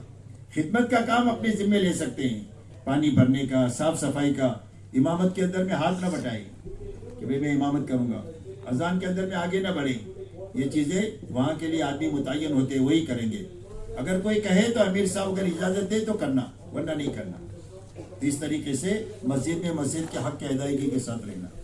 اب مسجد میں داخل ہوتے ہی 2 رکعت نماز پڑھو، اور 2 رکعت نماز پڑھ کر سارے ساتھی مشورے کے لیے جڑ جاؤ. ہمارا کام جو ہے وہ مشورے سے ہوگا. مشورے میں ساتھی جڑ گئے تو مشورے میں کیا کرنا ہے؟ مشورے میں 3 چیزوں کو سامنے رکھ کر مشورہ کرنا ہے. ایک تو 24 گھنٹے کے اوقات یہاں کیسے گزاریں گے جس سے سب سے پہلے نکلنے والوں کو نفع ہو، اور ہر نکلنے والا آدمی کم سے کم 40 دن میں اتنا تبلیغ سیکھ لے اور اتنا دین سیکھ لے کہ اگر اس کو امام بنا دو تو اچھی نماز پڑھا دے، اور اگر 3 دن کی جماعت اس کو دے دو تو 3 دن کی جماعت کا اچھا وقت گزروا کرا دے. اتنا ہر آدمی چلے میں سیکھ کر کے آئے. تو یہ کب سیکھیں گے؟ جب سارے کام آپ باری باری سب سے کروائیں گے. ایسا نہیں کہ ایک آدمی اچھا کھانا پکاتا ہے اس کو 40 دن کے لیے بیچارے کو باورچی بنا دیا آپ نے. ایسا نہیں کرنا. سارے کام سب پر تقسیم کرنا. کبھی کوئی تعلیم کر رہا ہے، کبھی کوئی اعلان کر رہا ہے، کبھی کوئی بیان کر رہا ہے، کبھی کوئی متکلم بن رہا ہے، کبھی کوئی خصوصی ملاقات پہ جا رہا ہے، کوئی تشکیل. سارے کام سارے ساتھیوں سے کرنا تاکہ سارے ساتھی سارے کام سیکھ کر کے آئے. کہ وہ بات سمجھ میں آ رہی؟ تو اس کے لیے پہلا کام یہ کرنا کہ 24 گھنٹے کے اوقات کو اعمال کے ساتھ جوڑ دینا کہ کون سے وقت کیا عمل کریں گے تاکہ 1 منٹ ہماری ضائع نہیں ہونی چاہیے. یہ ایک پہلا کام ہے مشورے میں. دوسرا کام مشورے میں یہ ہے کہ آپ بیٹھ کر یہ سوچو کہ یہاں سے نقد جماعت کیسے نکلے. پرانا علاقہ ہے تو 4 مہینے چلنے کی جماعت کو سوچو. نیا علاقہ ہے تو کم سے کم 3 دن کی جماعت یہاں سے آپ کی نکل جائے. اتنا وقت آپ کو رہنا ہے، 2 دن 3 دن رہ کر کے 3 دن کی نقد جماعت نکال کر کے یہاں سے نکلے. اس کے لیے ہم کیا کریں گے؟ اس کو سوچو آپس میں. تیسرا کام یہ ہے کہ یہاں مسجد وار جماعت نہیں ہے تو بنا کر کے یہاں سے ہم کو نکلنا ہے. اس کے لیے یہاں کے لوگوں کو مانوس کرنا ہے، قریب کرنا ہے، ان سے میل جول بڑھانا ہے. کھلانا پڑے تو کھلانا ہے، کھانا پڑے تو کھانا ہے. غرض یہ کہ ان کے اوپر اکرام کر کے ان کو اپنے سے اتنا قریب کرو کہ آپ کے ساتھ ایک فکر ہو جائے اور آپ کے اعمال میں شریک ہو جائے، آپ کے مشورے میں شریک ہو گئے، آپ کی تعلیم میں شریک ہو گئے، آپ کی جو ہے وہ گشتوں میں شریک ہو گئے، آپ کی جماعت نکالنے کی محنت میں شریک ہو گئے. تو یہی 5 کام ہے. تو عملی طور پر ان کو اپنے کام میں شریک کرنا تاکہ کام کو سیکھے سمجھے. تھوڑا سا سیکھے، 3 دن میں پورا نہیں سیکھیں گے لیکن کچھ نہ کچھ سوجھ بوجھ ان کو آئے گی کہ وہ تبلیغ کا کام ایسے ہوتا ہے. تو ان کو اپنے ساتھ رکھ کر کے ان اعمال سے گزارنا. اسی کے ساتھ اعمال کا نفع ان کو دکھانا کہ 3 دن کی جماعت آئی تھی تو مسجد میں 25 نمازی تھے اور جماعت نے آ کر محنت کیا تو 50 نمازی ہو گئے. سب سے پہلے اس محنت سے نمازی بڑھتے ہیں. تو یہ لوگوں کے سامنے نفع سامنے آئے گا کہ جماعت کے 3 دن کی محنت سے 25 آدمی ہو گئے. اگر روزانہ اس محنت کو ہم کریں گے تو ہماری بستی کے تو 100% مسلمان نمازی بن جائیں گے. تو یہ 2 چیزیں ان کے سامنے آنی چاہیے. ایک کام کی سوجھ بوجھ آنی چاہیے، دوسرا کام کا نفع سامنے آنا چاہیے. پھر آخری دن میں آپ ان کی تشکیل کر کے ان کو مسجد وار جماعت بنا دو. ان کے اعمال کا وقت طے کر دو کہ مشورہ کب کرو گے، تعلیم کب کرو گے، گشت کون سے دن کرو گے، 3 دن کون سے ہفتے میں جاؤ گے، ملاقات دن میں کون سے وقت میں کرو گے. آپ نے وہاں بیج ڈال دیا، اللہ اس کو اگائیں گے. مسجد وار جماعت کمزور ہے تو اس کو جو کمزوری ہے اس کو دور کرنے کی فکر کرو، محنت کرو، دعا کرو. وقت لگائے لوگ بہت ہیں، حرکت میں تھوڑے ہیں، تو ان کی ملاقاتیں کر کے ان میں کام میں جوڑنے کی فکر کرو. تو وہاں یہ کرنا ہے. تو اس کے لیے مسجد میں یہ فکر کرنا ہے کہ یہاں سے نقد جماعت کیسے نکلے. یہ دوسری چیز ہے. تیسری چیز، یہاں سے مسجد وار جماعت کیسے بنے. بنی ہوئی جماعت ہے تو اس کی کیا کمزوری ہے، اس کو کیسے دور کرنا. یہ 3 بنیادوں کو سامنے رکھ کر مشورہ کرنا ہے. مشورے میں کسی کی رائے کو کاٹنا نہیں ہے، کسی کی رائے کو ہلکا نہیں بتانا، اپنی رائے پر اصرار نہیں کرنا کہ میں جو کہوں ہونا چاہیے. یہ سب چیزیں جو ہے وہ کام کو برباد کرنے والی چیزیں ہیں. اپنی رائے امانت داری کے ساتھ دے دیا، اس کے بعد جو فیصلہ ہوا وہی میری رائے ہے. اپنی رائے پر اصرار نہ کریں کہ جو فیصلہ ہوا ہم سب مل جل کر کے اس کو کریں گے. تو یہ 3 بنیادوں کو سامنے رکھ کر مشورہ کرنا آداب کی رعایت کے ساتھ میں. مشورے کے بعد میں آپ 3 کام کرو. ایک تو تعلیم شروع کر دو. سونا نہیں چاہیے فوراً وہاں بستی میں پہنچ کر، بھلے کتنا بھی آپ تھک گئے ہو. اگر آپ سوئیں گے تو گاؤں والے کہیں گے سونے والی جماعت آئی ہے، اور کپڑے دھونے میں لگ جائیں گے تو کہیں گے دھوبیوں کی جماعت آئی ہے. تو اس کے لیے یہ سب کاموں میں نہیں لگنا, تعلیم میں لگنا مشورے کے بعد. بھلے تعلیم کبھی بہت تھک گئے ہو تو 4 گھنٹے کے بجائے یا 2.5 گھنٹے کے بجائے 1.5 گھنٹہ کر لو, 1 گھنٹہ کر لو, کم زیادہ ہو سکتی ہے لیکن عمل کو چھوڑنا نہیں چاہیے. تو اس کے لیے آپ تعلیم کرنے, تعلیم شروع کریں. ایک عمل, تعلیم میں کیا عمل ہونا چاہیے؟ ایک تو کتابوں میں سے پڑھنا چاہیے, فضائل اعمال اور فضائل صدقات میں سے. دوسرا قرآن پاک کے سیکھنے سکھانے کا حلقہ کرنا چاہیے. تیسرا 6 نمبر کا مذاکرہ کرنا چاہیے کہ ہماری زندگی میں 6 نمبر حقیقت کے ساتھ آ جائے. اسی کے ساتھ تعلیم کے دوران میں تعلیمی گشت کرتے رہنا چاہیے. اس طرف گئے لوگوں کو لے کر آئے, اس طرف گئے لوگوں کو لے کر گئے, سامنے گئے وہاں سے لوگوں کو لے کر آئے. اپنی تعلیم میں مقامی لوگوں کو شریک کرتے رہنا. یہ محنت شروع کر دی آپ پہنچے تو تعلیمی گشت کرتے رہنا. یہ 4 کام ہو گئے. کتابوں میں سے پڑھنا ہے, قرآن پاک کا سیکھنا سکھانا ہے, 6 نمبر کا مذاکرہ کرنا ہے اور تعلیمی گشت کرتے رہنا ہے. یاد رہے گی باتیں بھائی. اسی کے ساتھ میں آپ کو دوسرا کام کرنا ہے, اپنا کھانا پکانا شروع کر دینا ہے. انتظار نہیں کرنا کہ بھئی لوگ آئیں گے, اگر دعوت دیں گے تو ٹھیک ہے, نہیں تو بعد میں پکائیں گے. یہ اچھی بات نہیں ہے. آپ تو لوگوں کو معلوم ہونے سے پہلے اپنا کھانا پکانا شروع کر دیں. لوگوں کے اسراف دل میں نہیں آنا چاہیے, اسراف کہ لوگ ہم کو کھلاوے. ہم کو کیوں کھلاوے بھائی؟ ہم تو اپنی جان مال لے کر کے نکلے ہیں, اپنی ضرورت کے لیے نکلے ہیں, تو اپنی جان مال خرچ کر کے ہم تو جئیں گے. تو اس کے لیے اپنا کھانا پکانا شروع کر دو. کھانا بہت اچھا نہیں بناوے گھر سے کہ عادت خراب ہو جاوے. تو واپس گیا تو بیوی سے جھگڑ رہا ہے کہ ہم تو جماعت میں اچھے تھے. یہ نہیں ہونا چاہیے. اور اتنا ہلکا بھی نہیں بناوے کہ پیٹ ہی خراب ہو جاوے. مجاہدہ کرو, مجاہدہ کرو, مجاہدہ کرو, مجاہدہ مجاہدہ. تو ایسا بھی نہیں. درمیانی قسم کا کھانا بنانا جو چلنے کے لیے مال کافی بھی ہو جاوے اور غریب اور مالدار کے اس میں گزارا بھی ہو جاوے. اور اگر کوئی دعوت دے تو دعوت قبول کرے اکرام کے ساتھ, کام کے نفع کو سامنے رکھ کر. اور اگر کبھی رد بھی کرنا ہے تو اکرام کے ساتھ رد کرے. یوں نہ کہے کہ ہم کچھ تمہارے ملک میں, تمہارے شہر میں کھانے کے لیے آئے, کیا ہمارے گھر میں کھانا نہیں ہے کیا؟ اس قسم کی موٹی باتیں نہیں کرنا چاہیے, بلکہ اکرام سے بات کریں ان سے کہ بھئی دیکھو ہم تو فارغ ہیں, ہمارے پاس ساتھی بھی ہے, سامان بھی ہے, ہم پکا لیں گے. آپ پکانے میں لگ جائیں گے تو آپ کا تو ہمارے ساتھ نصرت نہیں کر سکیں گے. تو آپ تو ہمارا ساتھ بتائیں اور کھانا تو ہم پکا لیں گے, کون سا مسئلہ ہے؟ بات ہے اکرام سے رد کرنا ہے تو کرے, اور قبول کرنا ہے تو اکرام کے ساتھ قبول کرے. یاد رہے گی بات. اسی کے ساتھ میں میرے دوستو تیسرا کام جو ہے وہ خصوصی ملاقاتیں ہیں. یہ دوسرا گشت میں بتا رہا ہوں آپ کو. ایک تعلیمی گشت بتایا آپ کو کہ تعلیم کے وقت میں آپ کو تعلیم کے لیے بھیجتے رہنا ہے, لوگوں کو لاتے رہنا ہے. دوسرا گشت خصوصی گشت ہے. خصوصی گشت کرنا ہے علماء کے پاس, مشائخ اللہ والے ہیں ان کے پاس, اور ان کے پاس دعا کی غرض سے جانا ہے, تشکیل کرنے نہیں جانا. ان سے دعا مانگنا کہ ہم آئے ہیں, محنت کریں گے, آپ دعا کریں اللہ تعالیٰ اس میں برکت دے دے. دعا کے لیے ان کے پاس جانا. گاؤں کے اندر میں بڑے لوگ ہیں, سرپنچ ہے, چودھری ہے, MLA ہے, ان کی ملاقات کرنا, کام میں ساتھ دینے کے لیے. ان کے اطراف کی چیزوں پر نگاہ نہیں ڈالنا. ان کے چاروں طرف دنیا بہت پھیلی ہوئی ہوتی ہے, تو دنیا کا تاثر لے کر نہیں جانا. دنیا سے اپنی نگاہوں کو بند کر کے ان کے پاس جانا اور ان کو اللہ کے دین کی مدد کے لیے آمادہ کرنا. کام کا تعارف کرانا کہ ہم نکل کر کیا کرتے ہیں, ہم کو اور نکل کر کے کرنے کا کیا نفع ہے, تاکہ ان کی طبیعتیں آپ کا ساتھ دینے کے لیے آمادہ ہو جائے. تیسری ملاقات خصوصی جو کرنی ہے وہ کام کے پرانے لوگوں سے ملنا ہے, کہ جو وقت لگائے لوگ ہیں, 4 مہینے لگائے ہیں, چلہ لگائے ہیں, ان لوگوں سے ملنا, تاکہ ان کی فکر اور آپ کی فکر ایک ہو جائے. آپ نقد جماعت نکالنا چاہتے ہیں, مقامی لوگوں نے 2 مہینے کے بعد جماعت سوچ کے رکھی ہے, آپ نقد تشکیل کرو گے, وہ 2 مہینے کے بعد کی تشکیل کریں گے, تو جماعت کبھی نہیں نکلے گی. آپ مقامی لوگوں کا ذہن یہ بناؤ کہ آپ ہماری فکر میں شریک ہو جاؤ. جن لوگوں کو آپ نے نکالنا طے کیا ہے ان کو 2 مہینے کے بعد نکالنا. ہم نئے لوگوں پر محنت کر کے ان کو نقد نکالیں گے, آپ ہمارا ساتھ دیں. تو مقامی لوگ ساتھ دیں گے تو آپ کا جماعت کا نکالنا آسان ہو جائے گا. تو یہ 3 قسم کے لوگوں سے ملنا ہے, علماء اور مشائخ سے ملنا ہے, گاؤں کے بڑے لوگوں سے ملنا ہے, اور پرانے لوگوں سے ملنا ہے. خصوصی ملاقات ہے. بات سمجھ میں آ رہی؟ یہ 3 گشت ہو گئے, یہ 2 گشت ہو گئے. اب میرے دوستوں کھانا بھی تیار ہو گیا, گشت بھی ہو گیا, تعلیم بھی ہو گئی.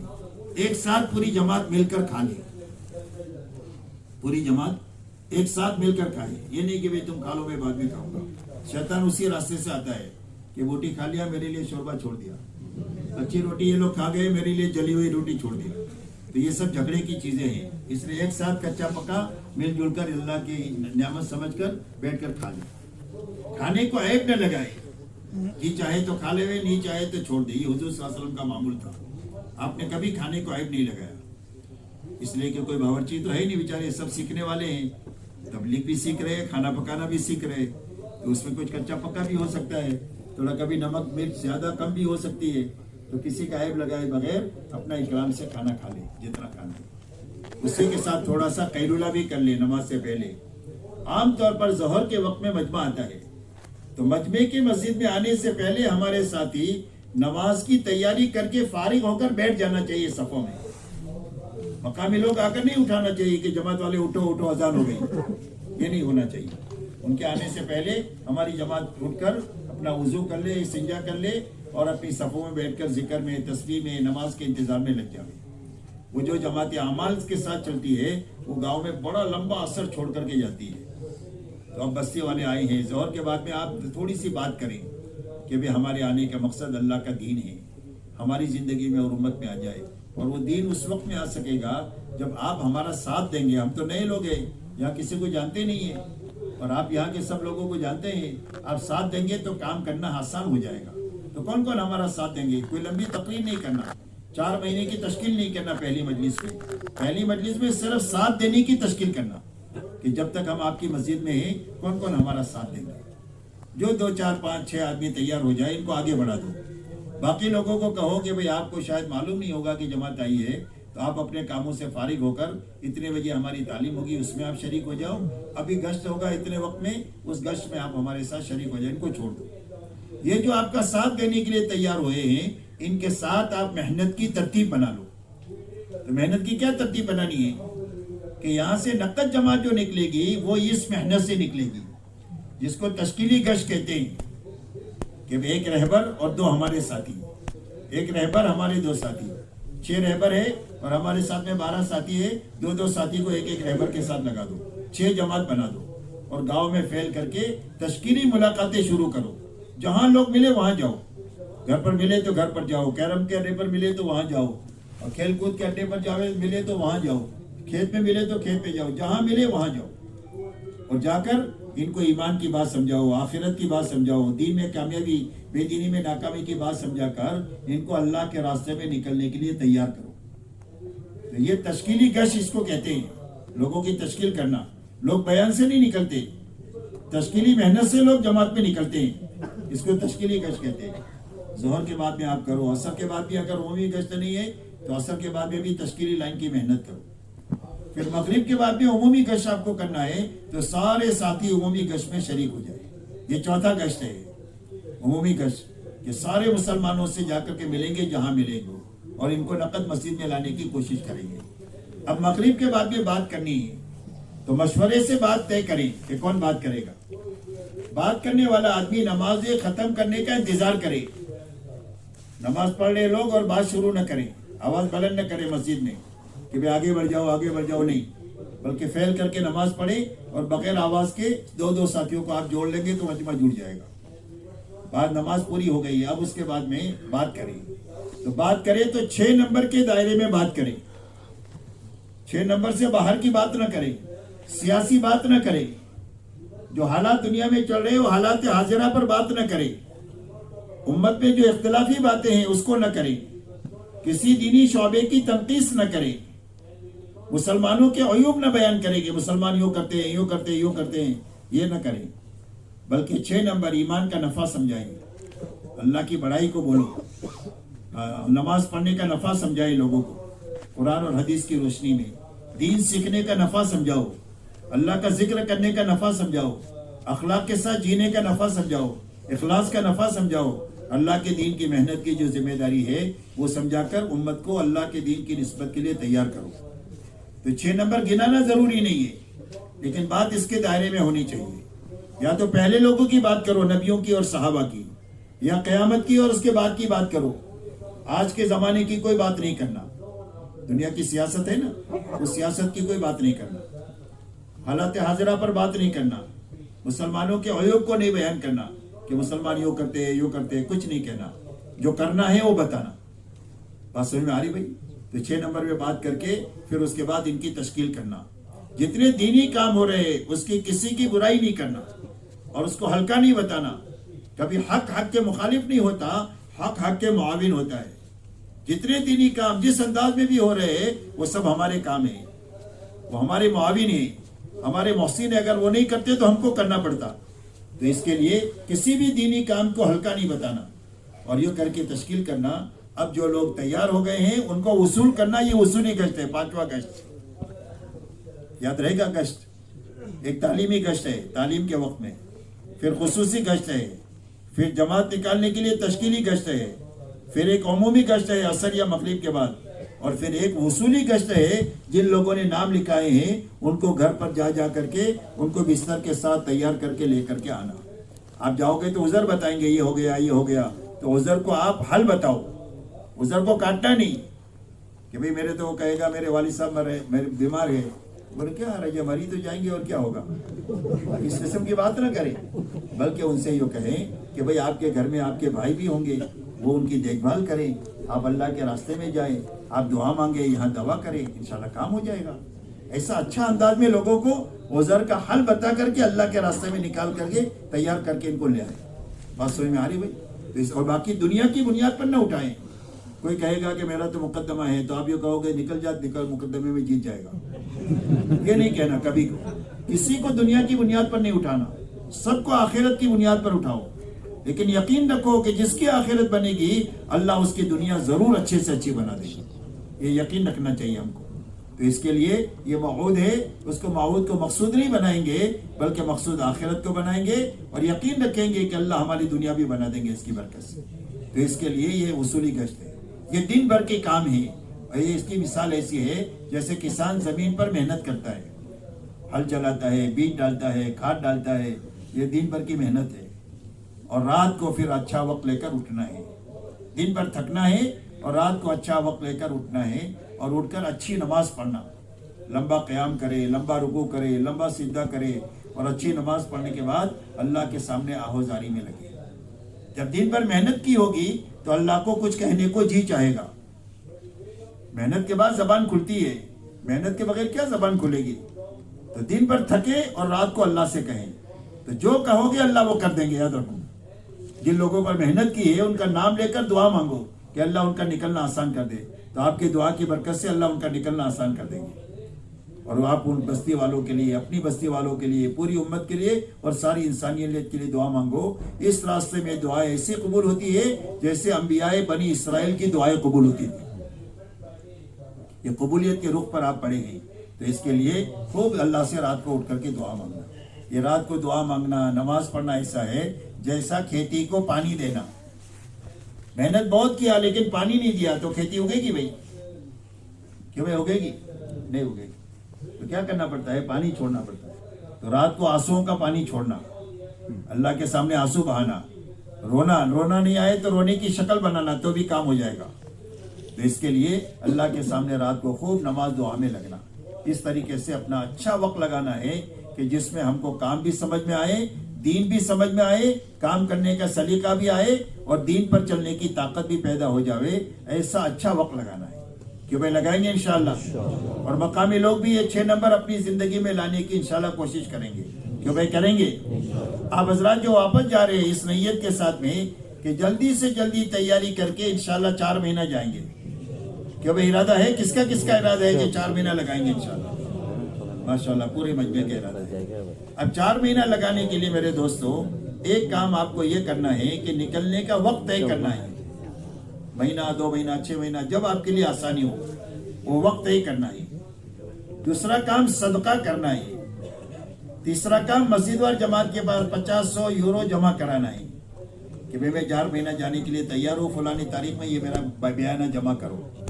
جب آپ پیسہ جمع کرا دو گے تو شیطان کی کمر ٹوٹ جائے گی اور اللہ کی مدد آپ کے ساتھ ہو جائے گی. آپ دکان خریدتے ہیں, بیانہ دے دیتے ہیں تو سکون ہو جاتا ہے کہ چلو اپنا کام ہو گیا. تو آپ جماعت کے لیے پیسہ جمع کرا دو گے تو شیطان کی مدد ختم ہو جائے گی اور اللہ کی مدد ساتھ ہو جائے گی. شیطان کا مکر ختم ہو جائے گا اور اللہ کی مدد ساتھ ہو جائے گی. اسی کے ساتھ لوگوں کو دعوت دینا شروع کرو کہ بھئی میں جا رہا ہوں 4 مہینہ, تم بھی میرے ساتھ چلو. تو اللہ تعالیٰ آپ کا وقت پر نکلنا آسان فرما دے. کیوں ایسا کریں گے انشاءاللہ. اور جب تک ہمارا نکلنا نہیں ہوتا ہے جب تک کے لیے ہم اللہ کے قریب ہونا شروع کریں. اللہ کے قریب ہونے کے لیے سب سے پہلی چیز جو ہے 5 نمازوں کو تکبیر اولیٰ کے ساتھ پڑھنے کی نیت کریں. کیوں بھائی سارا مجمع تیار ہے کہ 5 نمازیں مسجد میں تکبیر اولیٰ کے ساتھ پڑھنے کا اہتمام کریں گے انشاءاللہ. زندگیوں میں خیر جو آئے گی وہ نماز کے راستے سے آئے گی. برائیاں زندگیوں سے نکلے گی وہ نماز کے راستے سے نکلے گی. اس لیے 5 وقت کی نمازوں کا اہتمام کرنا ہے. 5 نمازوں میں سے کسی ایک نماز کے بعد میں مشورہ ہوتا ہے کہ بھئی ہماری زندگی میں ہماری بستی میں اور پوری امت میں پوری دنیا میں دین کیسے زندہ ہو جائے اس کا مشورہ ہوتا ہے. تو اس مشورے میں اپنے آپ کو شریک کرنا, اپنے دنیاوی کاموں کو آگے پیچھے کر کے مشورے میں پابندی کے ساتھ شریک ہونا کہ بھئی ہوں گے انشاءاللہ. کون کون روزانہ مشورے میں شریک ہوں گے انشاءاللہ؟ اللہ تعالیٰ قبول فرمائے. مشورے میں شریک ہونے کے بعد جو تقاضے ہیں اس میں ایک ایک گھر ایک ایک فرد کی ملاقات ہے. اس کے علاوہ وقتی تقاضے بھی ہے جیسے کل بتائے تھے. کوئی بیمار ہے, کوئی میت ہو گئی ہے, کوئی جماعت میں گیا ہے, کوئی جماعت آئی ہے, کوئی جماعت نکلنے والی ہے, کوئی جماعت واپس آنے والی ہے. ان سارے تقاضوں کو پورا کرنے کے لیے روزانہ کم سے کم 2.5 گھنٹہ فارغ کر کے یہ تقاضوں کو پورا کرنا ہے. کہ وہ فارغ کریں گے 2.5 گھنٹے؟ کون کون کریں گے یہ بتاؤ؟ ماشاءاللہ اللہ قبول فرمائے. اللہ اتنی برکت دیں گے کہ آپ سوچ رہو گے کہ 24 گھنٹے میں جو کام پورے نہیں ہوتے ہیں وہ آپ کے 18 گھنٹے میں پورے ہو جائیں گے. یہ تعلیم یہ اس کام کی برکت سے اللہ اتنا آسان کر دیں گے دنیا کے جینے کو دعوت کی برکت سے. آپ دیکھتے نہیں ہو دنیا میں کہ تبلیغ والے دنیا میں اتنے پھرتے ہیں پھر بھی ان کا کوئی کام اٹکتا نہیں. الحمدللہ اللہ تعالیٰ نے آسان کر دیا زندگی کو, اتنی آسان کر دیا کہ آپ سوچ نہیں سکتے. اور یہ دعوت کی اور دین کی برکت سے اللہ زندگی کو آسان کر دیں گے. اسی کے ساتھ روزانہ مسجد اور گھر کی تعلیم کرنی ہے. کتنا بجے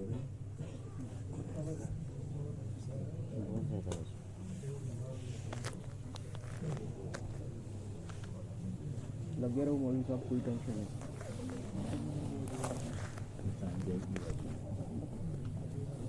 ایک تو مسجد کی تعلیم میں اپنے آپ کو پابندی کے ساتھ بٹھانا ہے. تعلیم کی مثال ایسی ہے جیسا کہ گولی. آدمی کے سر میں درد ہوتا ہے اور آدمی گولی کھاتا ہے. گولی تو پیٹ میں جاتی ہے لیکن اثر کرتی ہے سر پر. گھٹنے میں درد ہے تو یہ اثر کرے گی. ایسا ہی یہ تعلیم کا عمل ہے. زندگی میں جتنا بگاڑ ہے وہ بگاڑ تعلیم کی برکت سے دور ہوگا. ایمان کی کھوٹ تعلیم کی برکت سے دور ہوگی. نماز کی سستی تعلیم کی برکت سے دور ہوگی. جہالت تعلیم کی برکت سے ختم ہوگی. غفلت تعلیم کی برکت سے ختم ہوگی. گھروں میں جتنے جھگڑے ہیں وہ جھگڑے تعلیم کی برکت سے اللہ ختم کر دیں گے. جتنی دنیا دکھانے کا جذبہ ہے یہ اللہ تعالیٰ تعلیم کی برکت سے ختم کر کے اخلاص عطا فرمائیں گے اور امت کی محبت دل میں پیدا فرمائیں گے اور جان مان امت پر لگانا آسان کریں گے. یہ سب تعلیم کی برکت سے ہوگا. آپ کے گھر کے سامنے ایک پودا ہوتا ہے, آپ روز پانی ڈالے تو پودا بڑھتا ہے. تو یہ تعلیم کا حلقہ اپنے ایمان کے پودانے کو بڑھانے والا ہے. جتنا ایمان بڑھے گا ایمانی تقاضے پورا کرنا آسان ہوتا چلا جائے گا. فرائض زندگی میں زندہ ہوتے جائیں گے. حرام سے زندگیاں پاک ہوتی رہے گی. یہ سارا اور دین کے تقاضوں پر قدم اٹھانا آسان ہوتا چلا جائے گا جتنا ایمان میں طاقت پیدا ہوتی جائے گی. اور ایمان میں طاقت پیدا ہوگی تعلیم کے حلقے میں پابندی کے ساتھ بیٹھنے سے. تو اس کے لیے اپنی مسجدوں کی تعلیم میں پابندی کے ساتھ بیٹھے. اسی کے ساتھ میں اپنے گھروں میں تعلیم شروع کریں. پیار سے اور محبت سے, ڈانٹ ڈپٹ سے نہیں, گالی گلوچ سے نہیں, سختی سے نہیں, محبت سے شروع کریں. تعلیم کے وقت میں بچے کھیل کود کریں تو ان کو ڈانٹے ڈپٹے نہیں. شروع میں ایسا کریں گے لیکن آپ برداشت کریں, اس کو پیار سے بٹھانے کی کوشش کریں. نہ بیٹھے تو اس کو چھوڑ دو, کھیلنے دو اس کو. آپ اپنی تعلیم کر لو. 5 منٹ سے شروع کرو, 7 منٹ, 8 منٹ, 10 منٹ, 15 منٹ. جتنی بشاشت بڑھے گھر والوں کی اور جتنا گھر والے تیار ہو اتنی دیر تعلیم کرو. 5 منٹ کرو گے تو 5 منٹ کی برکت ہے. 1 حدیث پڑھو گے تو اس حدیث کی وہ برکت ہے کہ پوری اس گھر کی برائی کو ختم کر دے گی. اللہ نے حدیث کے اندر میں اتنا نور رکھا ہے اور قرآن کی آیت میں اتنا نور ہے کہ زندگی کو بدل دے. تو اس کے لیے روزانہ اپنے گھر میں تعلیم شروع کریں. جب تعلیم شروع کریں گے تو اللہ تعالیٰ آہستہ آہستہ گھر کے ماحول کو بدلنا شروع کریں گے. آہستہ آہستہ بدلے گا. اللہ کا نظام تدریجی ہے. درخت زمین سے نکلتا ہے تو ایک دم موٹا بڑا نہیں ہو جاتا, آہستہ آہستہ بڑا ہوتا ہے. بچہ پیدا ہوتا ہے ایک دم بڑا جوان نہیں ہو جاتا, آہستہ آہستہ. اللہ کا یہ نظام ہے تدریجی. تو آہستہ آہستہ گھر کی فضا بدلنا شروع ہوگی. پھر آہستہ آہستہ گھر میں نماز کی فضا بنے گی. پہلے نماز کے لیے کہنا پڑتا تھا, اب کہنا نہیں پڑے گا, شوق سے پڑھیں گے گھر والے نماز. چھوٹے بڑے بچے بھی نماز کے ساتھ نہیں, بڑوں کے ساتھ لگ جائیں گے نماز پڑھنے. نماز کی فضا بنے گی. گھروں میں قرآن پڑھنے کی فضا بنے گی. ہمارے گھروں سے قرآن کے پڑھنے کی آواز آئے گی. ہمارے گھروں میں تسبیح پڑھنے کا رواج بنے گا کہ چھوٹے بڑے سارے تسبیح پڑھیں گے. ہمارے گھروں میں سنت کا ماحول بنے گا. سارے کام ہم کر رہے ہیں عادتاً وہ عبادت بنتا چلا جائے گا. گھروں میں سادگی آ جائے گی اور گھروں میں حیا آ جائے گی. ہماری عورتیں, ہماری بچیاں, ہمارے بچے حیا کے ساتھ میں جینا شروع کریں گے. ہمارے گھروں میں دعا کا ماحول بنے گا کہ کوئی مسئلہ آئے گا تو اپنے اللہ سے کہیں گے نماز پڑھ کر کے. ادھر ادھر جانے کے بجائے ہماری نگاہ اللہ پر جائے گی اور نماز پر جائے گی. یہ ساری فضا گھر میں جو بنے گی وہ تعلیم کی برکت سے بنے گی. انشاءاللہ 2-3 مہینہ آپ نے اچھی طرح سے تعلیم کر لیا تو اس کا اثر یہ ہوگا کہ گھر کی فضا ہی بدل جائے گی. اور جب ہمارے گھر میں ماحول اچھا بن جائے گا اور ہمارے بچے کہیں بھی جائیں گے باہر محلے میں کھیلنے کے لیے یا کسی جگہ پڑھنے کے لیے تو وہاں کے غلط ماحول سے اور غلط باتوں سے اثر نہیں لیں گے اگر ہمارے گھر کا ماحول اچھا بنا ہوا ہوگا. اور اگر ہمارے گھر کا ماحول اچھا نہیں بنا تو ہمارے بچے ہاتھ سے نکل جائیں گے. اس لیے میرے دوستو, اپنے بچوں کی اور نسلوں کی حفاظت کا راستہ اپنے گھر کی تعلیم کو اچھی طرح زندہ کرنا ہے. کہ بھائی کریں گے انشاءاللہ. کون کون کریں گے گھروں میں تعلیم؟ فضائل اعمال اور فضائل صدقات میں سے کرنا ہے. بہت ساری کتابیں ہیں الحمدللہ دینی, لیکن یہ کتابیں امت کی آسانی کو دیکھ کر لکھی گئی ہے کہ ہر کوئی اس کو سمجھ سکتا ہے. وہ حدیث لکھی ہے, اس کے نیچے فائدہ لکھا ہے تاکہ اور آسان کر دیا, تاکہ سمجھنا آسان ہو جائے. تو انشاءاللہ آپ دیکھو گے کہ تھوڑے سے عرصے میں گھر کی فضا بدل جائے گی. اور اللہ تعالیٰ جن گھروں میں یہ اعمال ہوں گے آسمانی دنیا میں ایسا چمکے گا جس طرح زمین والوں کے لیے ستارے چمکتے, اتنا جو ہے وہ گھر نورانی بن جائے گا. اور جتنے چاروں طرف فتنے ہوں لیکن اللہ اس گھر کی حفاظت کریں گے جس گھر میں یہ اعمال زندہ ہو جائیں گے. اس کے لیے اپنے گھروں کی تعلیم کو زندہ کریں. اسی کے ساتھ ہفتہ واری گشت کے ذریعے سے اپنی اپنی مسجدوں کے اطراف میں ایسی محنت کرے کہ کوئی بھی مسلمان بے نمازی نہیں رہنا چاہیے. کوئی بھی مسلمان بے نمازی نہیں رہنا چاہیے. ہر مسلمان مرد مسجد میں آ کر نماز پڑھے, عورتیں اپنے گھروں میں نماز پڑھیں. اس لیے کہ زندگیوں میں خیر جو آئے گی وہ نماز کے راستے سے آئے گی. اندر کی برائیاں زندگیوں سے جو نکلے گی وہ نماز کے راستے سے نکلے گی. اس لیے سب سے پہلے امت میں نماز زندہ ہونی چاہیے. اور دعوت عبادت کو زندہ کرنے کے لیے ہوتی ہے. کہ بھئی اذان کس کے لیے ہوتی ہے؟ نماز کو زندہ کرنے کے لیے. تو اذان دعوت تامہ ہے. اللہ رب ہذه دعوت تامہ پڑھتے ہیں دعا, تو اذان دعوت تامہ ہے. تو کس کے لیے ہے؟ نماز کو زندہ کرنے کے لیے. تو ہماری تبلیغ کا سارا کام امت میں عبادت زندہ کرنے کے لیے ہے. اور عبادت میں سب سے پہلی بڑی عبادت نماز ہے. تو نماز زندہ ہونی چاہیے ہمارے محلوں میں. ہر سال ہم دیکھنا چاہیے کہ اس سال ہم نے پورا سال گشت کیا, کتنے نمازی بڑھے. اگر بڑھے تو یہ سمجھو کہ گشت صحیح ہو رہا ہے, اور نہیں بڑھے تو یہ سمجھو کہ گشت رسم بن گیا ہے. اور رسم سے دنیا میں کوئی چیز نہیں چلتی ہے, حقیقت سے چلتی ہے. اس لیے 100% نماز کی فضا بنے ایسا اچھا گشت قربانی کے ساتھ کرنا, ایسا فکروں کے ساتھ کرنا, ایسا آداب کی رعایت کے ساتھ کرنا. اس کی اثر یہ ہے کہ اس کی برکت سے صرف نماز ہی زندہ نہیں ہوگی بلکہ پورا قرآن عملی طور پر امت میں زندہ ہونے کی طاقت اللہ نے گشت میں رکھی ہے. اس لیے اچھی طرح گشت کرنا. دوسرے اس محلے میں جس میں مسلمان ہیں لیکن مسجد میں مسجد نہیں ہے, مسجد ہے لیکن کام کرنے کی اجازت نہیں ہے کسی بدگمانی کی وجہ سے. کہ شیطان کا کام ہی بدگمانی پیدا کرنا ہے. وہ کوئی لوگوں کو کہہ دیتا ہے کہ یہ نعوذ باللہ یہ لوگ حضور کو نہیں مانتے. اب بیچارے لوگ اتنے بھولے والے ہیں کہ کوئی اس کو کہہ دے کہ کوا تیرا کان لے گیا, تو کان دیکھنے کی بجائے کوے کے پیچھے بھاگتا ہے. تو ایسا ہی ہے, بیچارے بھولے لوگ ہیں. مسلمان تو بھولے ہی ہوتے ہیں.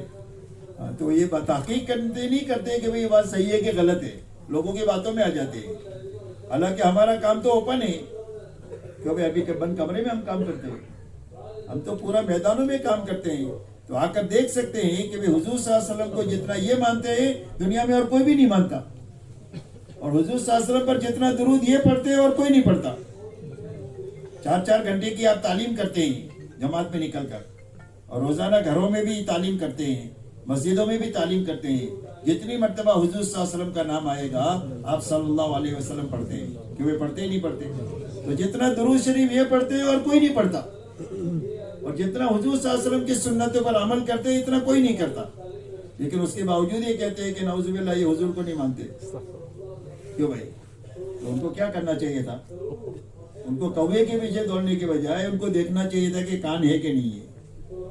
यानी उनको आकर के देखना चाहिए 2 दिन में, 3 दिन में, गश्तों में, तो इंशाल्लाह वाज़ेह हो जाएगी बात कि भाई ये बात गलत कह रहा है जो कह रहा है वो।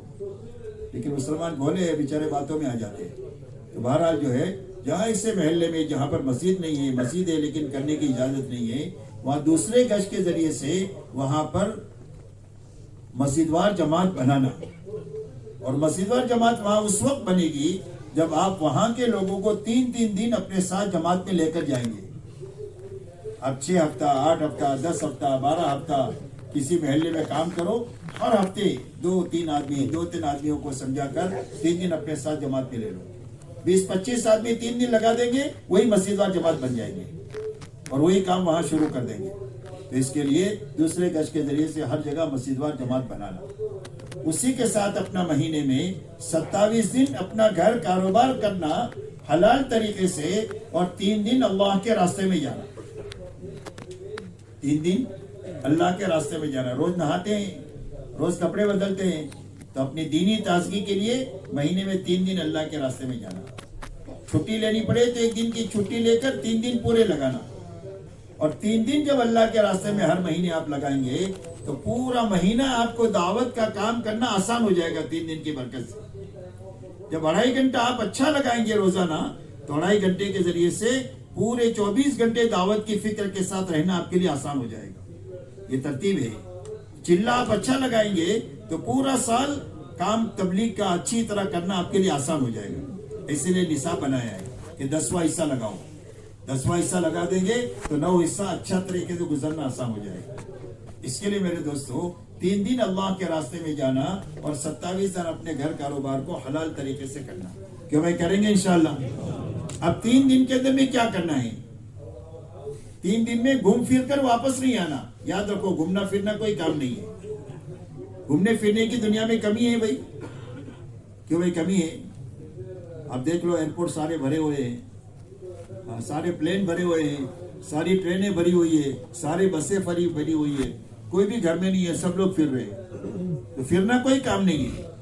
काम के लिए फिरना ये बड़ा काम है, मकसद के लिए फिरना ये बड़ा काम है। तो क्या काम के लिए फिरना है? क्या इसलिए फिरना है कि अल्लाह मुझे बना दे। क्या बनना है भाई? एक तो दिल का रुख सही करना है कि हमारे दिलों का रुख अल्लाह की तरफ हो जाए, अल्लाह के हुक्मों की तरफ हो जाए और आखिरत की तरफ हो जाए। इसके लिए तबलीग में फिरना है। दूसरा मकसद ये है कि हमारा फिक्र बदल जाए कि दुनिया में क्यों जिएंगे। कि दुनिया में इसलिए जिएंगे कि अल्लाह का कलमा दुनिया में बुलंद हो जाए और कुफ्र का कलमा नीचे हो जाए, इसके लिए दुनिया में जिएंगे। ये फिक्र हमारा बनाने के लिए तबलीग में फिरना। तो तबलीग में फिरने से ये 2 बातें कैसे हासिल होगी? उसके लिए करने के जितने काम हैं वो करते हुए और बचने की चीजों से बचते हुए अपना 3 दिन लगाना। ये पहली बुनियाद है, करना और बचना।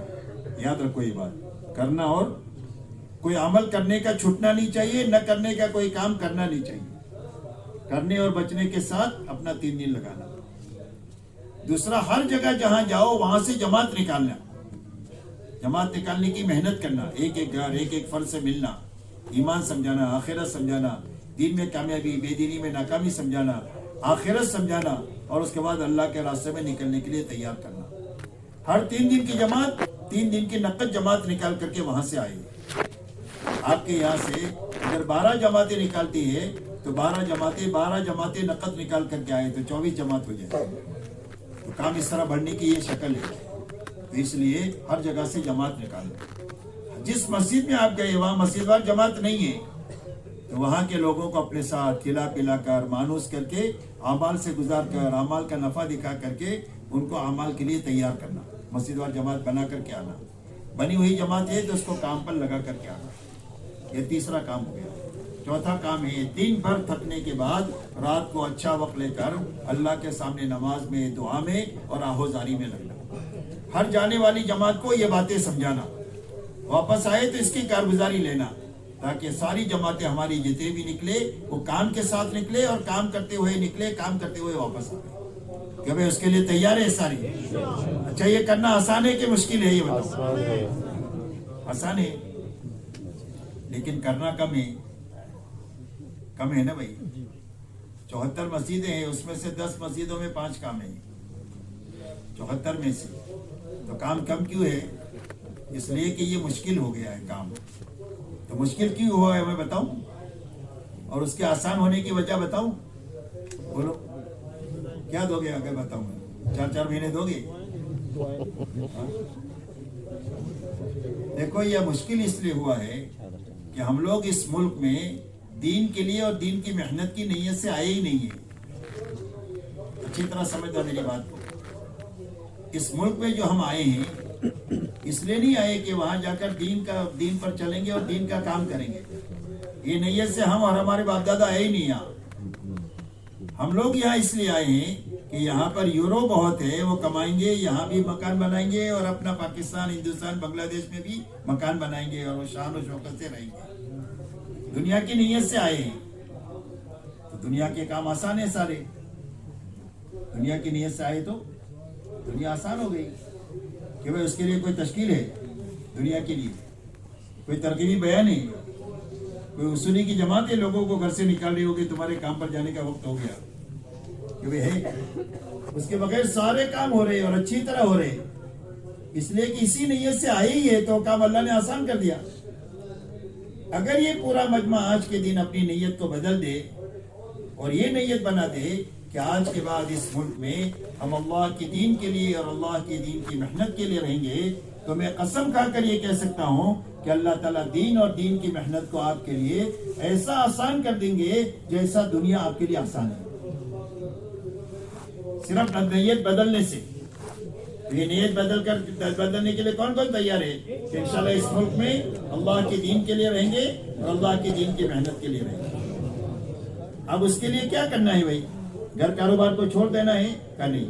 کوئی چیز آپ کو چھوڑنا نہیں ہے، آپ کو صرف یہ کرنا ہے کہ جب اللہ کے دین کا کوئی تقاضا ہے تو اس کو نمبر 1 دینا ہے کہ میرے اللہ کا حکم ہے، میری نبی کا طریقہ ہے، اس کو پہل نمبر دیں گے، اول نمبر دیں گے۔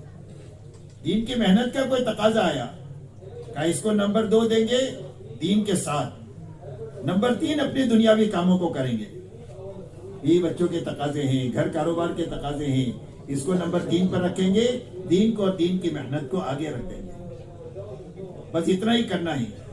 اور جب اتنا آپ کرو گے تو اللہ تعالیٰ آپ کی زندگی کو قربانی والی سمجھیں گے کہ میرے سارے بندے یا آئرلینڈ میں میرے دین کے لیے قربانی کے ساتھ جی رہے ہیں، میرے دین کو آگے رکھ رہے ہیں، میرے دین کی محنت کو آگے رکھ رہے ہیں اور اپنی دنیا کو نمبر 2 پر رکھ رہے ہیں۔ تو اللہ تعالیٰ جب قربانی دیکھیں گے ہماری تو سب سے پہلے ہدایت دیں گے۔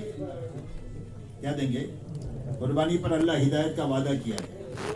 دوسرا، قربانی کے ساتھ اللہ حلال روزی دیں گے، برکت والی، یہ قربانی پر دیں گے، دوسرا انعام ہے۔ تیسرا انعام اللہ یہ دیں گے کہ جو پریشانیاں انفرادی اجتماعی ہماری ہے اللہ ختم کر دیں گے، عافیت کے حالات پیدا کر دیں گے۔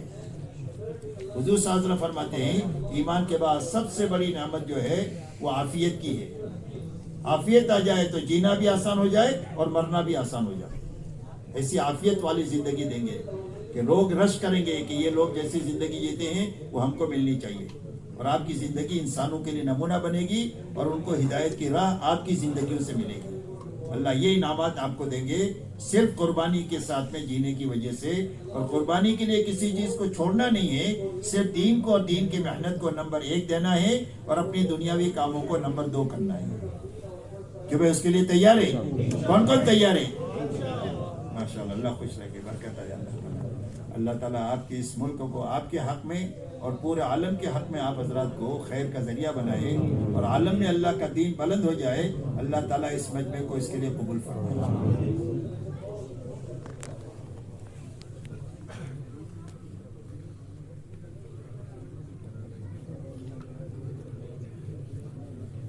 کتنی جماعتیں؟ 12 جماعتوں کا مسابقہ کریں گے. باقی ساتھیوں کو سلام کریں گے, وہ سلام کا جواب دیں گے, پھر مسابقے کا بدل ہو جائے گا. ٹھیک ہے, مسابقہ تو میرے خیال سے ڈاکٹر صاحب سے